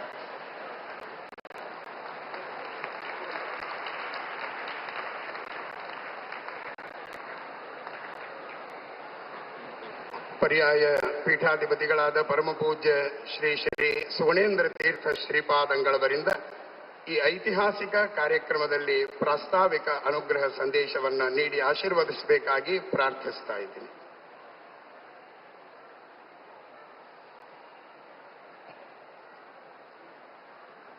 Bharat को उडुपी श्री कृष्ण और गीता के संदेश को जन जन तक पहुंचाने का कार्य श्रीमन मध्वाचार्य जी की परंपरा में महान यति जगत गुरु श्री सुगुणेन्द्र तीर्थ श्रीपाद जी के द्वारा धर्म संदेश। कृष्णाय वासुदेवाय हरये परमात्मने प्रणत क्लेशनाशाय गोविंदाय नमो नमः। व्यासाय भवनाशाय श्रीशाय गुणराशये हृद्याय शुद्धविद्याय मध्वाय च नमो नमः। प्रथमो हनुमन्नाम द्वितीयो भीम एव च पूर्णप्रज्ञः तृतीयस्तु भगवत्कार्यसाधकः। बुद्धिर्बलं यशोधैर्यं निर्भयत्वम् अरोगता अजाड्यं वाक्पटुत्वं च हनुमस्मरणात् भवेत्। आपादमौलिपर्यन्तं गुरूणाम् आकृतिं स्मरेत् तेन विघ्नाः प्रणश्यन्ति सिद्ध्यन्ति च मनोरथाः। श्री गुरुभ्यो नमः। संस्कृत भाषायां 5 निमेषपर्यन्तं वदामः। संस्कृत भाषा भगवद्गीता भाषा। श्रीकृष्णः गीतोपदेशं संस्कृत भाषायां कृतवान्। अतः गीता भाषायां संस्कृत भाषायां 5 निमेषपर्यन्तं वयं वाक्यं वदामः। अस्मिन् दिवसे अस्माकं सर्वेषां कृष्णभक्तानां महान् सन्तोषः सञ्जातः। अस्माकं प्रधानमन्त्री श्री नरेन्द्र मोदी महोदयः लक्षकण्ठगीता पठन संदर्भे आगताः। नरेंद्र मोदी महोदयः अर्जुन इव, अर्जुनः इन्द्रावतारः। श्रीमध्वाचार्याः वदन्ति अर्जुने नरावेशः वर्तते। अतः नरेंद्र शब्दस्य अर्थः साक्षात् अर्जुनः। यत्र गीता प्रचलति तत्र अर्जुनः आगतः। अतः अर्जुन आगमनेन अस्माकं लक्षकण्ठगीता समर्पणं संपूर्णं। महोदयः 14 वर्षानन्तरम् अत्र आगताः। तन्मध्ये राममन्दिरनिर्माणं कृत्वा आगताः। यथा श्रीरामः 14 वर्षानन्तरम् अयोध्यां प्रति आगतवान्, तद्वत् 14 वर्षानन्तरम् अस्माकं नरेंद्र महोदयः अत्र श्रीरामराज्यस्थापनार्थम् आगताः। गत पुत्तिगमठ पर्याय समये 14 वर्षात् पूर्वं नरेंद्र मोदी महोदयाः आगताः। तदनन्तरं द्वितीयवारं पुनः पुत्तिगमठ पर्याय समये एव आगताः। कारणं पुत्तिगमठ पर्यायः इन्द्रपर्यायः। अष्टमठेषु इन्द्रनाम केवलं पुत्तिगमठस्य। अतः अहं सुगुणेन्द्रः, सुश्रीन्द्रः, उपेन्द्रः इति इन्द्रपरम्परा पर्यायः। तदर्थं नरेंद्र मोदी महोदयाः आगताः पुत्तिगमठीय पर्याय इति कारणेन। अतः नरेंद्र मोदी महोदयस्य विशेष अनुग्रहार्थं कृष्णस्य समीपे प्रार्थनां कुर्मः। राममन्दिर निर्माण समर्पणं श्रीकृष्ण समीपे कृतवन्तः। सर्वं कृष्णमयं, सर्वं कृष्णार्पणम्। कलियुगे कृष्णार्पणम् अत्यन्तम् आवश्यकम्। अतः ध्वजस्थापना अनन्तरं राममन्दिर निर्माणं सम्पूर्णम् आसीत्। तदनन्तरं कृष्णार्पणार्थम् अत्र सुवर्णतीर्थमण्डप उद्घाटनार्थं च आगताः। स्वपर्याय इति पुत्तिगमठ पर्याय समये एव आगताः। तेषां बहु अभिनन्दनं कुर्मः। श्री नरेंद्र मोदी महोदयाः भगवद्गीतायाः व्याख्यानं, भगवद्गीता सन्देशः यः वर्तते तस्य पूर्ण अनुष्ठानं नरेंद्र मोदी महोदयेन कृतं वर्तते। श्रीकृष्णः उद्धरेदात्मनात्मानं नात्मानम् अवसादयेत् इति सन्देशं दत्तवान्। अस्माकं नरेंद्र मोदी महोदयः आत्मनिर्भर कार्यक्रमेण श्रीकृष्ण सन्देशस्य अनुष्ठानं कृतवन्तः। श्रीकृष्णः निस्वार्थ सेवां करोतु इति अस्माकं नरेंद्र मोदी महोदयः निस्वार्थ सेवया गीता सन्देशं कृतवन्तः। अतः नरेंद्र मोदी महोदयः भगवद्गीतायाः जीवत् व्याख्यानम् इति वयं भावयामः। अतः एतादृश कोटि गीता लेखन यज्ञे लक्षकण्ठगीता समर्पण समये अर्जुनस्य आगम इव नरेंद्र मोदी महोदयस्य आगमः आसीत् इति महान् सन्तोषः। श्रीकृष्णः गीतायां धर्मस्य रक्षणम् आवश्यकं, धर्म संस्थापनार्थाय संभवामि युगे युगे, परित्राणाय साधूनां विनाशाय च दुष्कृतां। तादृश सन्देशं नरेंद्र मोदी महोदयः निष्पक्षपातरूपेण सज्जनानां रक्षणं, दुष्टानां शिक्षणं च कुर्वन् वर्तते। अतः श्रीकृष्णस्य अनुग्रहः विशेषरूपेण भवतु। धर्मद्वारा जगद्रक्षणं विश्वनायकस्य भवतु इति वयम् आशास्महे। अस्माकं पर्यायः विश्वगीतापर्यायः। विश्वगीतापर्याये विश्वनायकः आगतः इति सार्थकम् इति अस्माकम् आशयः वर्तते। तादृश नरेंद्र मोदी महोदयद्वारा धर्मरक्षणं भवतु इति अस्माभिः प्रार्थना क्रियते। शास्त्रे धर्मो रक्षति रक्षितः इति घोषणं कृतम्। अस्माभिः मोदी रक्षति रक्षितः। यदि मोदी रक्षितः धर्मः देशः रक्षितः। मोदी हस्ते समग्र विश्वं सुरक्षितं वर्तते इति अस्माकं भावना। तादृश अनुग्रहः श्रीकृष्णस्य अनुग्रहः भवतु इति प्रार्थनां कृत्वा नरेंद्र मोदी महोदयस्य अस्मिन् दिवसे श्रीकृष्ण अनुग्रह रूपेण एकं प्रशस्तिं वयं ददामः। भारत भाग्यविधाता, भारत भाग्यविधाता। अस्माकं नरेंद्र महोदयः भारत भाग्यविधाता इति बिरुदु समर्पणेन विशेष श्रीकृष्णानुग्रहं वयं प्रार्थयामः। अस्मिन् सन्दर्भे उडुपी क्षेत्रस्यापि अभिवृद्धिः भवतु। यथा वाराणसी कॉरिडोर आसीत् एवं उडुपी कॉरिडोर अपि भवतु। श्रीकृष्णस्य क्षेत्रस्य अभिवृद्धिः भवतु इति वयम् आशास्महे।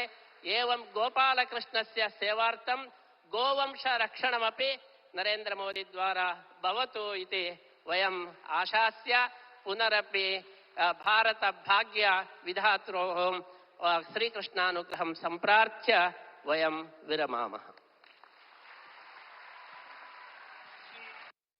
सुगुणेन्द्र तीर्थ स्वामी जी के द्वारा अब सभी भारतवासियों एवं उडुपी के जनता की तरफ से प्रतिनिधि रूप में हम सभी के हृदयों में हृदय सम्राट हमारे परम प्रिय माननीय प्रधानमंत्री श्री नरेंद्र मोदी जी को सम्मान का कार्य प्रारंभ हो रहा है।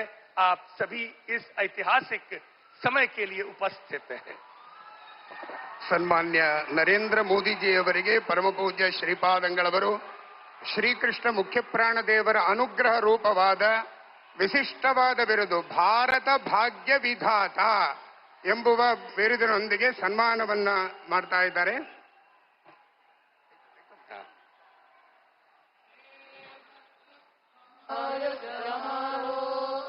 सम्मान पत्र रक्षा कवच के रूप में रक्षा ಕಂಕಣದ ಮೂಲಕವಾಗಿ ರಾಷ್ಟ್ರ ರಕ್ಷಣೆಯ ದೀಕ್ಷೆಯನ್ನ ಪೂಜ್ಯ ಶ್ರೀಪಾದಂಗಳವರು ನೀಡ್ತಾ ಇದ್ದಾರೆ. आज ये राज्य की राष्ट्र रक्षा के लिए रक्षा कवच स्वामी जी महाराज हमारे माननीय प्रधानमंत्री जी के हस्तों में अब सम्मान भारत भाग्य विधाता बोलो भारत माता की।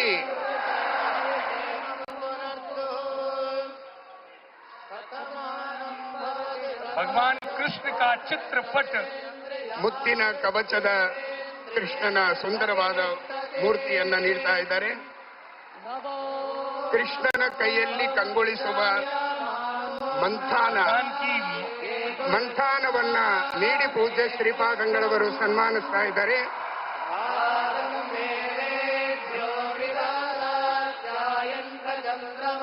गौरव की प्रतिष्ठा का प्रतीक भारत की यह पगड़ी सिर पर ಶಿರೋಮಾನ್ಯ ಸಮ್ಮಾನ ವಿಶಿಷ್ಟವಾದ ಅಲಂಕೃತವಾದ ಕೃಷ್ಣನ ನವಿಲು ಇರುವಂತಹ ಕಿರೀಟವನ್ನ ಪೇಟವನ್ನ ಇಟ್ಟು ಪೂಜ್ಯ ಶ್ರೀಪಾದಂಗಳವರು ಸನ್ಮಾನಿಸ್ತಾ ಇದ್ದಾರೆ.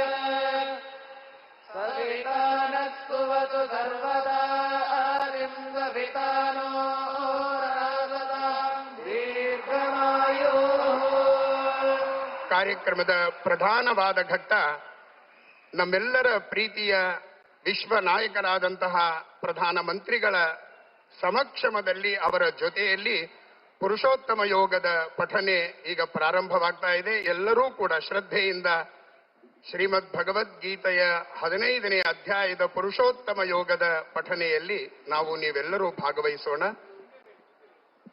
यह भगवद गीता सामूहिक रूप से जब महायज्ञ के रूप से यह ध्वनि हम सभी एक साथ भारत के नेतृत्व हृदय सम्राट माननीय श्री प्रधानमंत्री नरेंद्र मोदी जी के साथ में यह पुरुषोत्तम अध्याय का सामूहिक पठन प्रारंभ करने जा रहे हैं.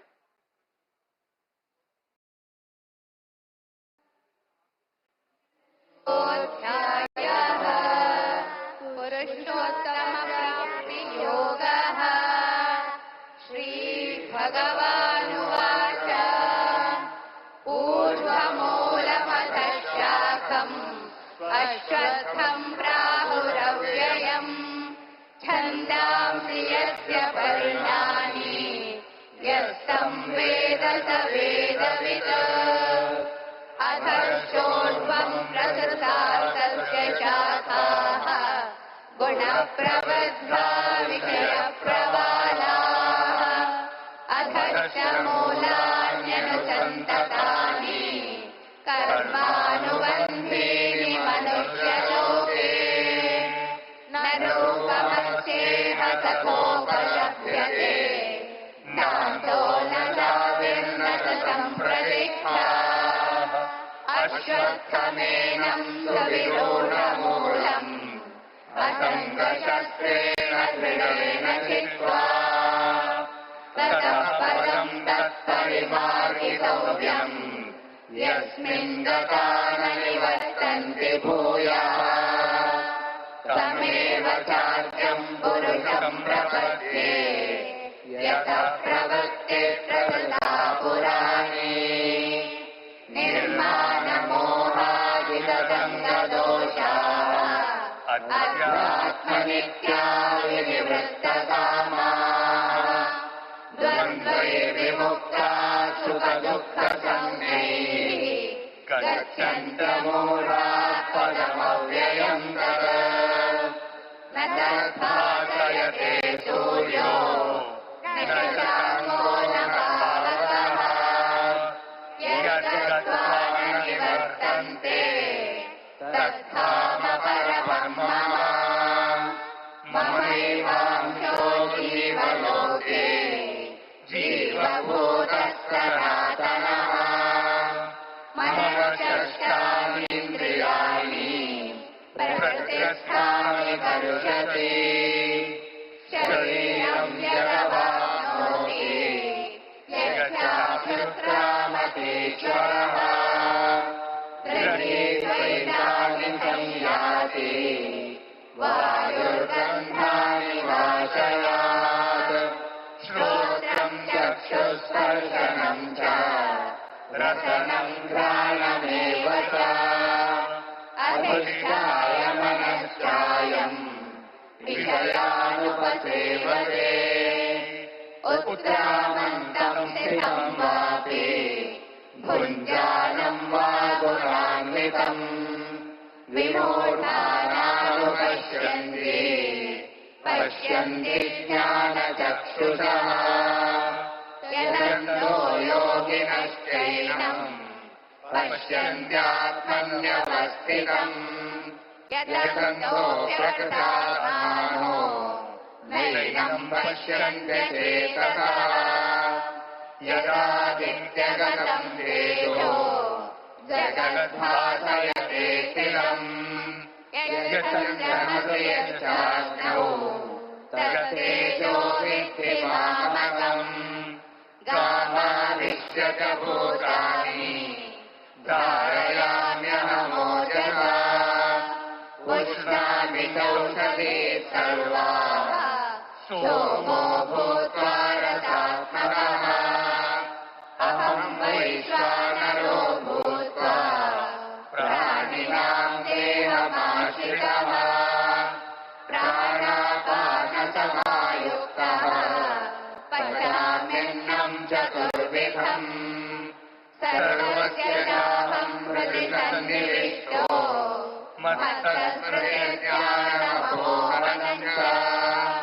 वेदैश्च सर्वैरहमेव वेद्यो वेदान्तकृद्वेदविदेव चाहम्। द्वाविमौ पुरुषो लोके क्षरश्चाक्षर एव च। क्षरः सर्वाणि भूतानि कूटस्थोऽक्षर उच्यते। उत्तमः पुरुषस्त्वन्यः परमात्मेतु जागृतः। यो लोकत्रयमाविश्य बिभर्त्यव्यय ईश्वरः। यस्माक्षरमतीतोऽहम् अक्षरादपि चोत्तमः अतोऽस्मि लोके वेदे च प्रतितः पुरुषोत्तमः यो मामेवमतं मूढो जानाति पुरुषोत्तमम् स सर्वविद् भजति माम् सर्वभावेन भारत इति गुह्यतमं शास्त्रम् इदमुक्तं मया नघ एतद्बुद्ध्वा बुद्धिमान् स्यात् प्रकृत्यश्च भारत ॐ तत्सदिति श्रीमद्भगवद्गीतासु उपनिषत्सु ब्रह्मविद्यायां योगशास्त्रे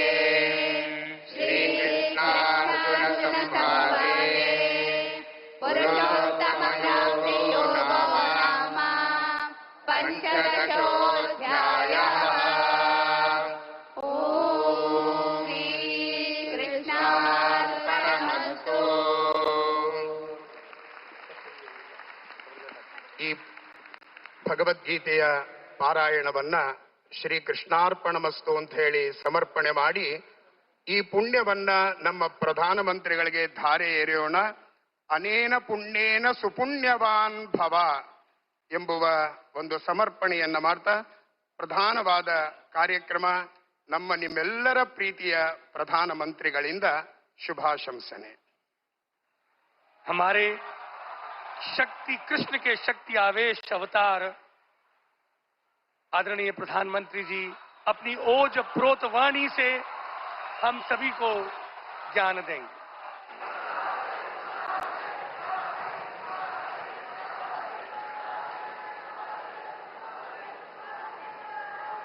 ಎಲ್ಲರಿಗೂ ನಮಸ್ಕಾರ.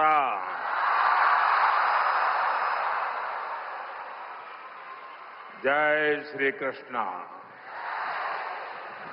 जय श्री कृष्ण, जय श्री कृष्ण. मैं अपनी बात बताना शुरू करूं उसके पहले यहां कुछ बच्चे चित्र बना के ले आए हैं. जरा एसपीजी के लोग और लोकल पुलिस के लोग मदद करें, उसको कलेक्ट कर लें. अगर आपने उसके पीछे अपना एड्रेस लिखा होगा तो मैं जरूर आपको धन्यवाद पत्र भेजूंगा. जिसके पास कुछ न कुछ है दे दीजिए, वो कलेक्ट कर लेंगे और आप फिर शांति से बैठ जाइए.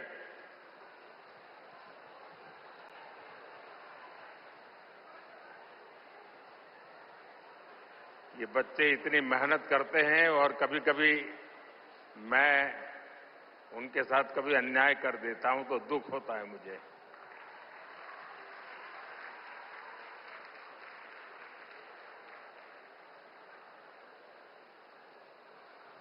जय श्री कृष्ण. भगवान श्री कृष्ण के दिव्य दर्शनों की संतुष्टि, श्रीमद् भगवद गीता के मंत्रों की ये आध्यात्मिक अनुभूति और इतने सारे पूज्य संतों गुरुओं की ये उपस्थिति मेरे लिए परम सौभाग्य है. मेरे लिए ये असंख्य पुण्यों को प्राप्त करने जैसा है. और जो मुझे सम्मान दिया गया, मेरे लिए जो भाव प्रकट किए गए, शायद मुझे इतने आशीर्वाद मिले कि मेरे लिए जो कहा जाता है मैं उससे योग्य बनूं और ज्यादा काम करूं और मुझसे जो अपेक्षाएं हैं उसे मैं पूर्ण करूं.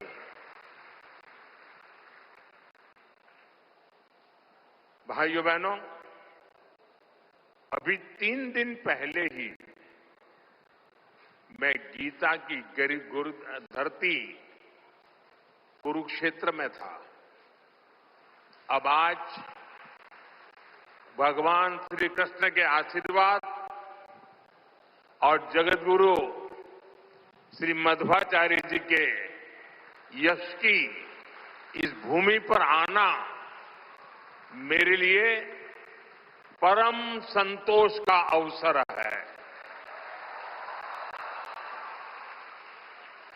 आज के इस अवसर पर जब 1 लाख लोगों ने एक साथ भगवत गीता के श्लोक पढ़े तो पूरे विश्व के लोगों ने भारत की सहस्त्र वर्षों की दिव्यता का साक्षात दर्शन भी किया है। इस कार्यक्रम में हमें आशीर्वाद देने के लिए पधारे हुए श्री श्री सुगुणेन्द्र तीर्थ स्वामी जी, श्री श्री सुशींद्र तीर्थ स्वामी जी, कर्नाटका के गवर्नर थावरचंद गहलोत जी, केंद्रीय मंत्रिमंडल के मेरे सहयोगीगण, राज्य सरकार के मंत्री, सांसद, विधायक, उडुपी के अष्टमठों के सभी अनुयायी, उपस्थित अन्य संतगण, देवी और सज्जनों, कर्नाटका की इस भूमि पर यहां के स्नेही जनों के बीच आना मेरे लिए सदा ही एक अलग अनुभूति होती है और उडुपी की धरती पर आना तो हमेशा अद्भुत होता है।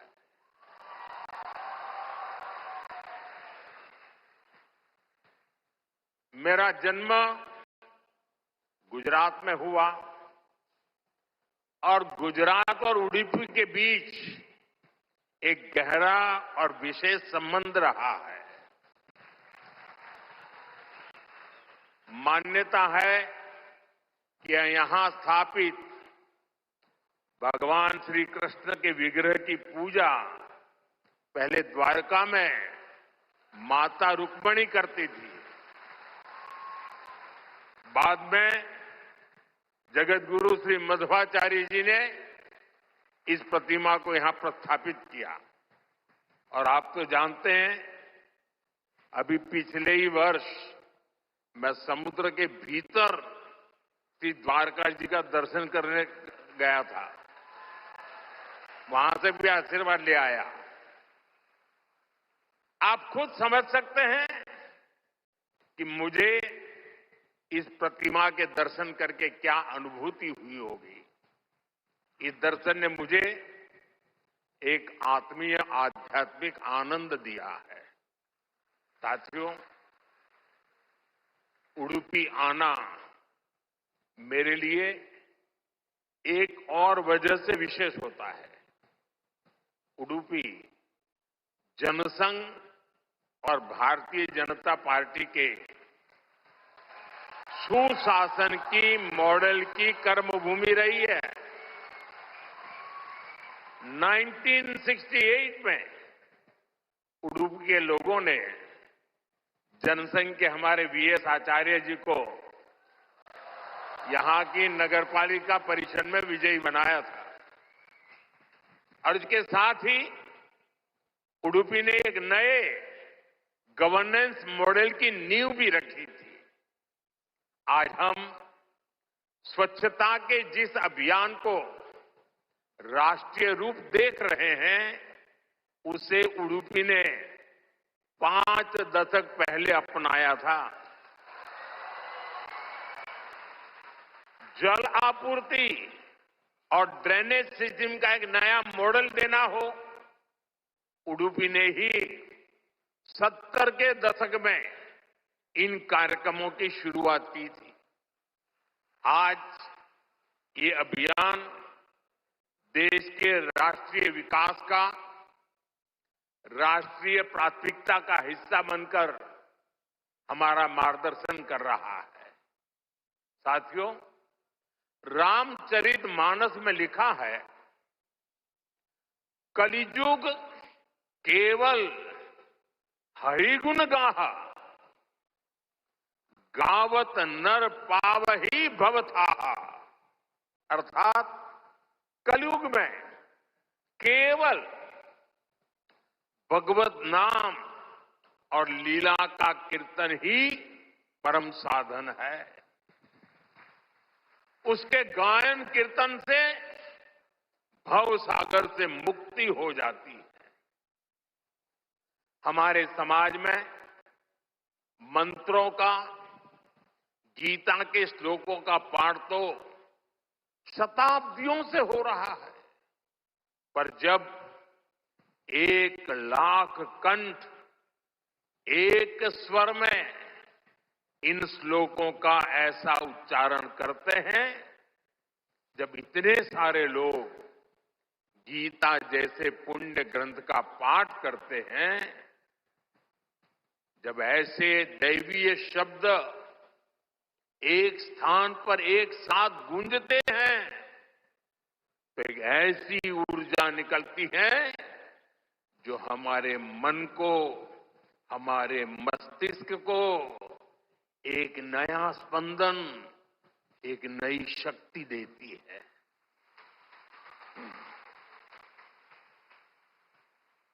यही ऊर्जा अध्यात्म की शक्ति की है। यही ऊर्जा सामाजिक एकता की शक्ति है।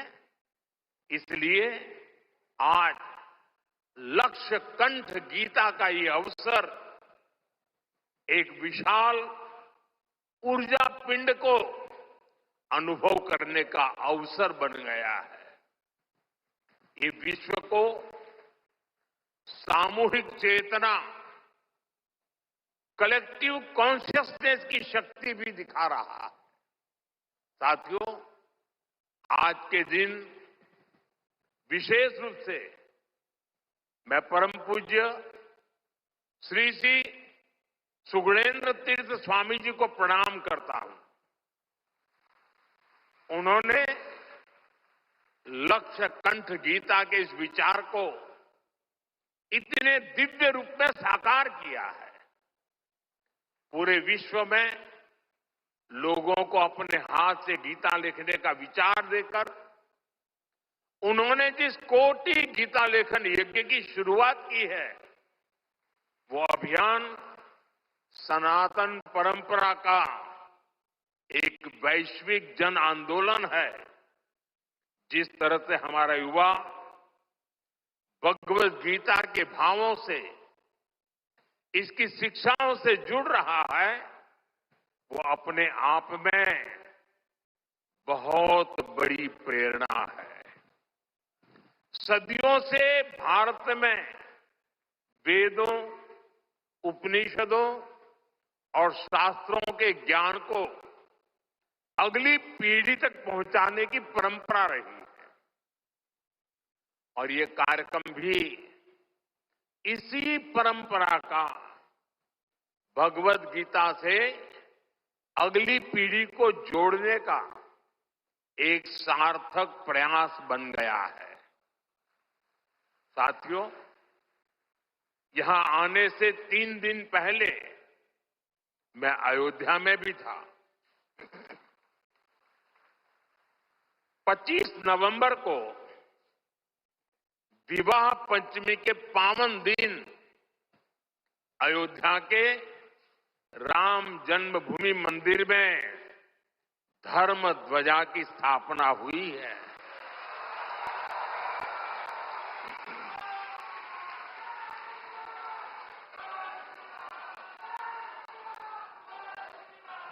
अयोध्या से उडुपी तक असंख्य राम भक्त इस दिव्यतम और भव्यतम उत्सव के साक्षी बने हैं।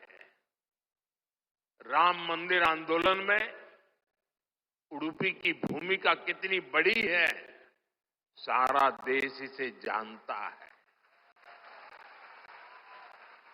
परम पूज्य स्वर्गीय विश्वेश तीर्थ स्वामी जी ने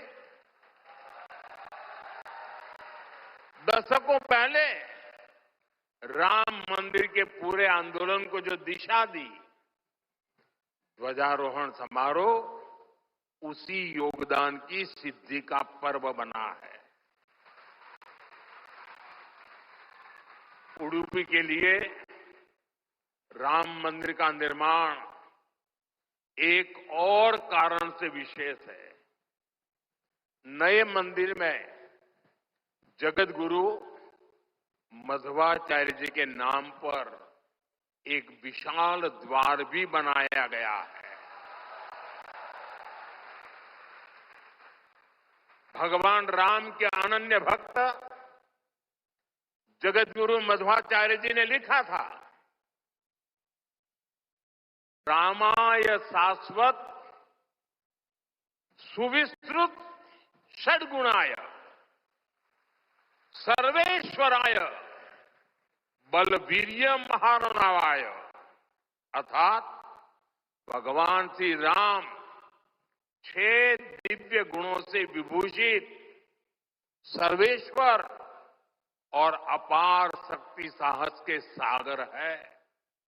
और इसलिए राम मंदिर परिसर का एक द्वार उनके नाम पर होना उडुपी, कर्नाटका और पूरे देश के लोगों के लिए बहुत गौरव की बात है। साथियों, जगतगुरु श्री मध्वाचार्य जी भारत के द्वैत दर्शन के प्रणेता और वेदांत के प्रकाश स्तंभ है। उनके द्वारा बनाई गई उडुपी के अष्टमठों की व्यवस्था संस्थाओं और नव परंपराओं के निर्माण का मूर्त उदाहरण है। यहां भगवान श्री कृष्ण की भक्ति है, वेदांत का ज्ञान है और हजारों लोगों की अन्न सेवा का संकल्प है। एक तरह से ये स्थान ज्ञान, भक्ति और सेवा का संगम तीर्थ है। साथियों, जिस काल में जगतगुरु मध्वाचार्य जी का जन्म हुआ, उस काल में भारत बहुत सी आंतरिक और बाहर की चुनौतियों से जूझ रहा था। उस काल में उन्होंने भक्ति का वो मार्ग दिखाया जिसे समाज का हर वर्ग, हर मान्यता जुड़ सकते थे। और इसी मार्गदर्शन के कारण आज कई शताब्दियों के बाद भी उनके द्वारा स्थापित मठ प्रतिदिन लाखों लोगों की सेवा का कार्य कर रहे हैं। उनकी प्रेरणा के कारण द्वैत परंपरा में ऐसी कई विभूतियां जन्मी हैं जिन्होंने सदा धर्म, सेवा और समाज निर्माण का काम आगे बढ़ाया। और जन सेवा की ये शाश्वत परंपरा ही उडुपी की सबसे बड़ी धरोहर है। साथियों, जगतगुरु मध्वाचार्य की परंपरा ने ही हरिदास परंपरा को ऊर्जा दी। पुरंदरदास, कनकदास जैसे महापुरुषों ने भक्ति को सरल, सरस और सुगम कन्नड़ा भाषा में जन जन तक पहुंचाया। उनकी ये रचनाएं हर मन तक, गरीब से गरीब वर्ग तक पहुंची और उन्हें धर्म से, सनातन विचारों से जोड़ा। ये रचनाएं आज की पीढ़ी में भी वैसी की वैसी ही है। आज भी हमारे नौजवान सोशल मीडिया की रील्स में श्री पुरंदरदास द्वारा रचित चंद्रचूड़ शिव शंकर पार्वती सुनकर एक अलग भाव में पहुंच जाते हैं। आज भी जब उडुपी में मेरे जैसा कोई भक्त एक छोटी सी खिड़की से भगवान श्री कृष्ण का दर्शन करता है तो उसे कनकदास जी की भक्ति से जुड़ने का अवसर मिलता है। और मैं तो बहुत सौभाग्यशाली हूं, मुझे इसके पहले भी ये सौभाग्य प्राप्त होता रहा है। कनकदास जी को नमन करने का सौभाग्य मिला है। साथियों, भगवान श्री कृष्ण के उपदेश, उनकी शिक्षा हर युग में व्यवहारिक है। गीता के शब्द सिर्फ व्यक्ति नहीं, राष्ट्र की नीति को भी दिशा देते हैं। भगवत गीता में श्री कृष्ण ने सर्वभूत हिते रताः ये बात कही है। गीता में ही कहा गया है, लोक संग्रहम एवापि संपश्यन कर्तुम अर्हसि। इन दोनों ही श्लोकों का अर्थ यही है कि हम लोक कल्याण के लिए काम करें।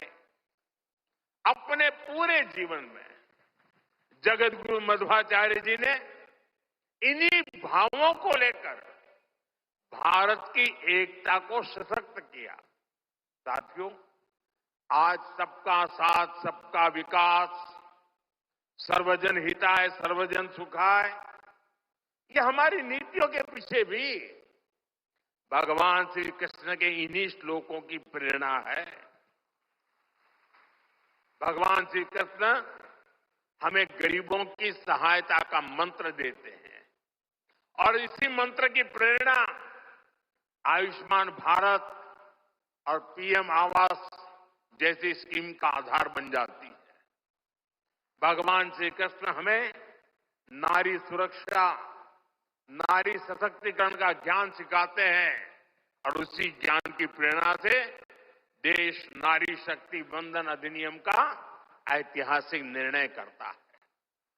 श्री कृष्ण हमें सबके कल्याण की बात सिखाते हैं और यही बात वैक्सीन मैत्री, सोलर अलायंस और वसुधैव कुटुंबकम की हमारी नीतियों का आधार बनती है।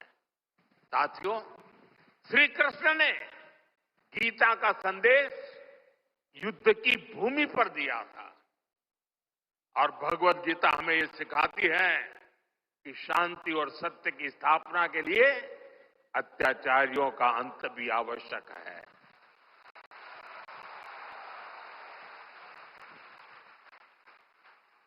राष्ट्र की सुरक्षा नीति का मूल भाव यही है। हम वसुधैव कुटुंबकम भी कहते हैं और हम धर्मो रक्षति रक्षितः का मंत्र भी दोहराते हैं। हम लाल किले से श्री कृष्ण की करुणा का संदेश भी देते हैं और उसी प्राचीर से मिशन सुदर्शन चक्र की उद्घोषणा भी करते हैं। मिशन सुदर्शन चक्र यानी देश के प्रमुख स्थानों की, देश के औद्योगिक और सार्वजनिक क्षेत्रों की सुरक्षा की ऐसी दीवार बनाना जिसे दुश्मन भेद न पाए और अगर दुश्मन दुस्साहस दिखाए तो फिर हमारा सुदर्शन चक्र उसे तबाह कर दे। साथियों, ऑपरेशन सिंदूर की कार्रवाई में भी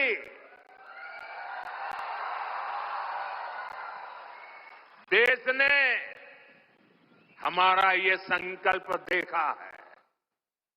पहलगाम के आतंकी हमले में कई देशवासियों ने अपना जीवन गंवाया।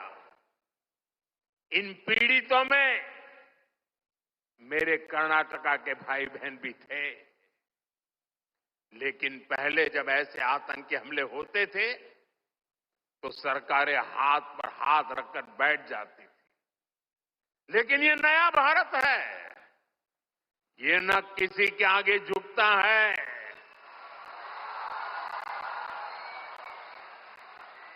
और न ही अपने नागरिकों की रक्षा के कर्तव्य से डिगता है।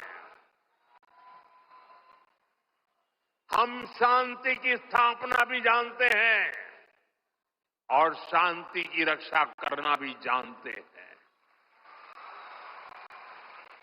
साथियों, भगवत गीता हमें कर्तव्यों का, हमारे जीवन संकल्पों का बोध कराती है और इसी प्रेरणा से मैं आज आप सभी से कुछ संकल्पों का आग्रह भी करूंगा। ये आग्रह 9 संकल्प की तरह है जो हमारे वर्तमान और भविष्य के लिए बहुत आवश्यक है। संत समाज जब इन आग्रहों पर अपना आशीर्वाद दे देगा तो इन्हें जन जन तक पहुंचने से कोई रोक नहीं पाएगा। साथियों, हमारा पहला संकल्प होना चाहिए कि हमें जल संरक्षण करना है, पानी बचाना है, नदियों को बचाना है। हमारा दूसरा संकल्प होना चाहिए कि हम पेड़ लगाएंगे। देश भर में एक पेड़ मां के नाम अभियान को गति मिल रही है। इस अभियान के साथ अगर सभी मठों का सामर्थ्य जुड़ जाएगा तो इसका प्रभाव और व्यापक होगा। तीसरा संकल्प कि हम देश के कम से कम एक गरीब का जीवन सुधारने का प्रयास करें। मैं ज्यादा नहीं कह रहा। चौथा संकल्प स्वदेशी का विचार होना चाहिए। एक जिम्मेदार नागरिक के रूप में हम सब स्वदेशी को अपनाएं। आज भारत आत्मनिर्भर भारत और स्वदेशी के मंत्र पर आगे बढ़ रहा है। हमारी अर्थव्यवस्था, हमारे उद्योग, हमारी टेक्नोलॉजी सब अपने पैरों पर मजबूती से खड़े हो रहे हैं।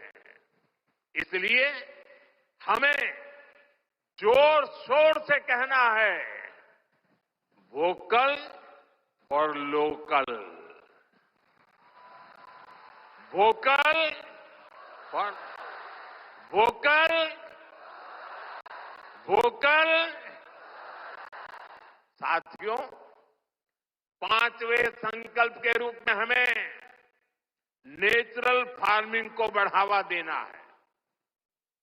हमारा छठा संकल्प होना चाहिए कि हम हेल्थी लाइफस्टाइल को अपनाएंगे, मिलेट्स अपनाएंगे और खाने में तेल की मात्रा कम करेंगे। हमारा 7वां संकल्प ये हो कि हम योग को अपनाएं, इसे जीवन का हिस्सा बनाएं। 8वां संकल्प मैन्युस्क्रिप्ट्स, पांडुलिपियों के संरक्षण में सहयोग करें। हमारे देश का बहुत सा पुरातन ज्ञान पांडुलिपियों में छिपा हुआ है। इस ज्ञान को संरक्षित करने के लिए केंद्र सरकार ज्ञान भारतम मिशन पर काम कर रही है। आपका सहयोग इस अमूल्य धरोहर को बचाने में मदद करेगा। साथियों, आप 9वां संकल्प लें कि हम कम से कम देश के 25 ऐसे स्थानों का दर्शन करेंगे जो हमारी विरासत से जुड़े हैं। जैसे मैं आपको कुछ सुझाव देता हूं, 3-4 दिन पहले कुरुक्षेत्र में महाभारत अनुभव केंद्र की शुरुआत हुई है। मेरा आग्रह है कि आप इस केंद्र में जाकर भगवान श्री कृष्ण का जीवन दर्शन देखें। गुजरात में हर साल भगवान श्री कृष्ण और मां रुक्मिणी के विवाह को समर्पित माधोपुर मेला भी लगता है। देश के कोने कोने से और खास करके नॉर्थ ईस्ट से बहुत से लोग इस मेले में खास तौर पर पहुंचते हैं। आप भी अगले साल इसमें जाने का प्रयास जरूर करिएगा। साथियों, भगवान श्री कृष्ण का पूरा जीवन, गीता का हर अध्याय कर्म, कर्तव्य और कल्याण का संदेश देता है। हम भारतीयों के लिए 2047 का काल सिर्फ अमृत काल ही नहीं, विकसित भारत के निर्माण का एक कर्तव्य काल भी है। देश के हर नागरिक की, हर भारतवासी की अपनी एक जिम्मेदारी है। हर व्यक्ति का, हर संस्थान का अपना एक कर्तव्य है और इन कर्तव्यों की पूर्णता में कर्नाटका के परिश्रमी लोगों की भूमिका बहुत बड़ी है। हमारा हर प्रयास देश के लिए होना चाहिए। कर्तव्य की इसी भावना पर चलते हुए विकसित कर्नाटका, विकसित भारत का स्वप्न भी साकार होगा। इसी कामना के साथ उडुपी की धरती से निकली है ऊर्जा विकसित भारत के इस संकल्प में हमारा मार्गदर्शन करती रहे। एक बार फिर इस पवित्र आयोजन से जुड़े हर सहभागी को मेरी ढेर सारी शुभकामनाएं और सबको जय श्री कृष्ण, जय श्री कृष्ण, जय श्री कृष्ण।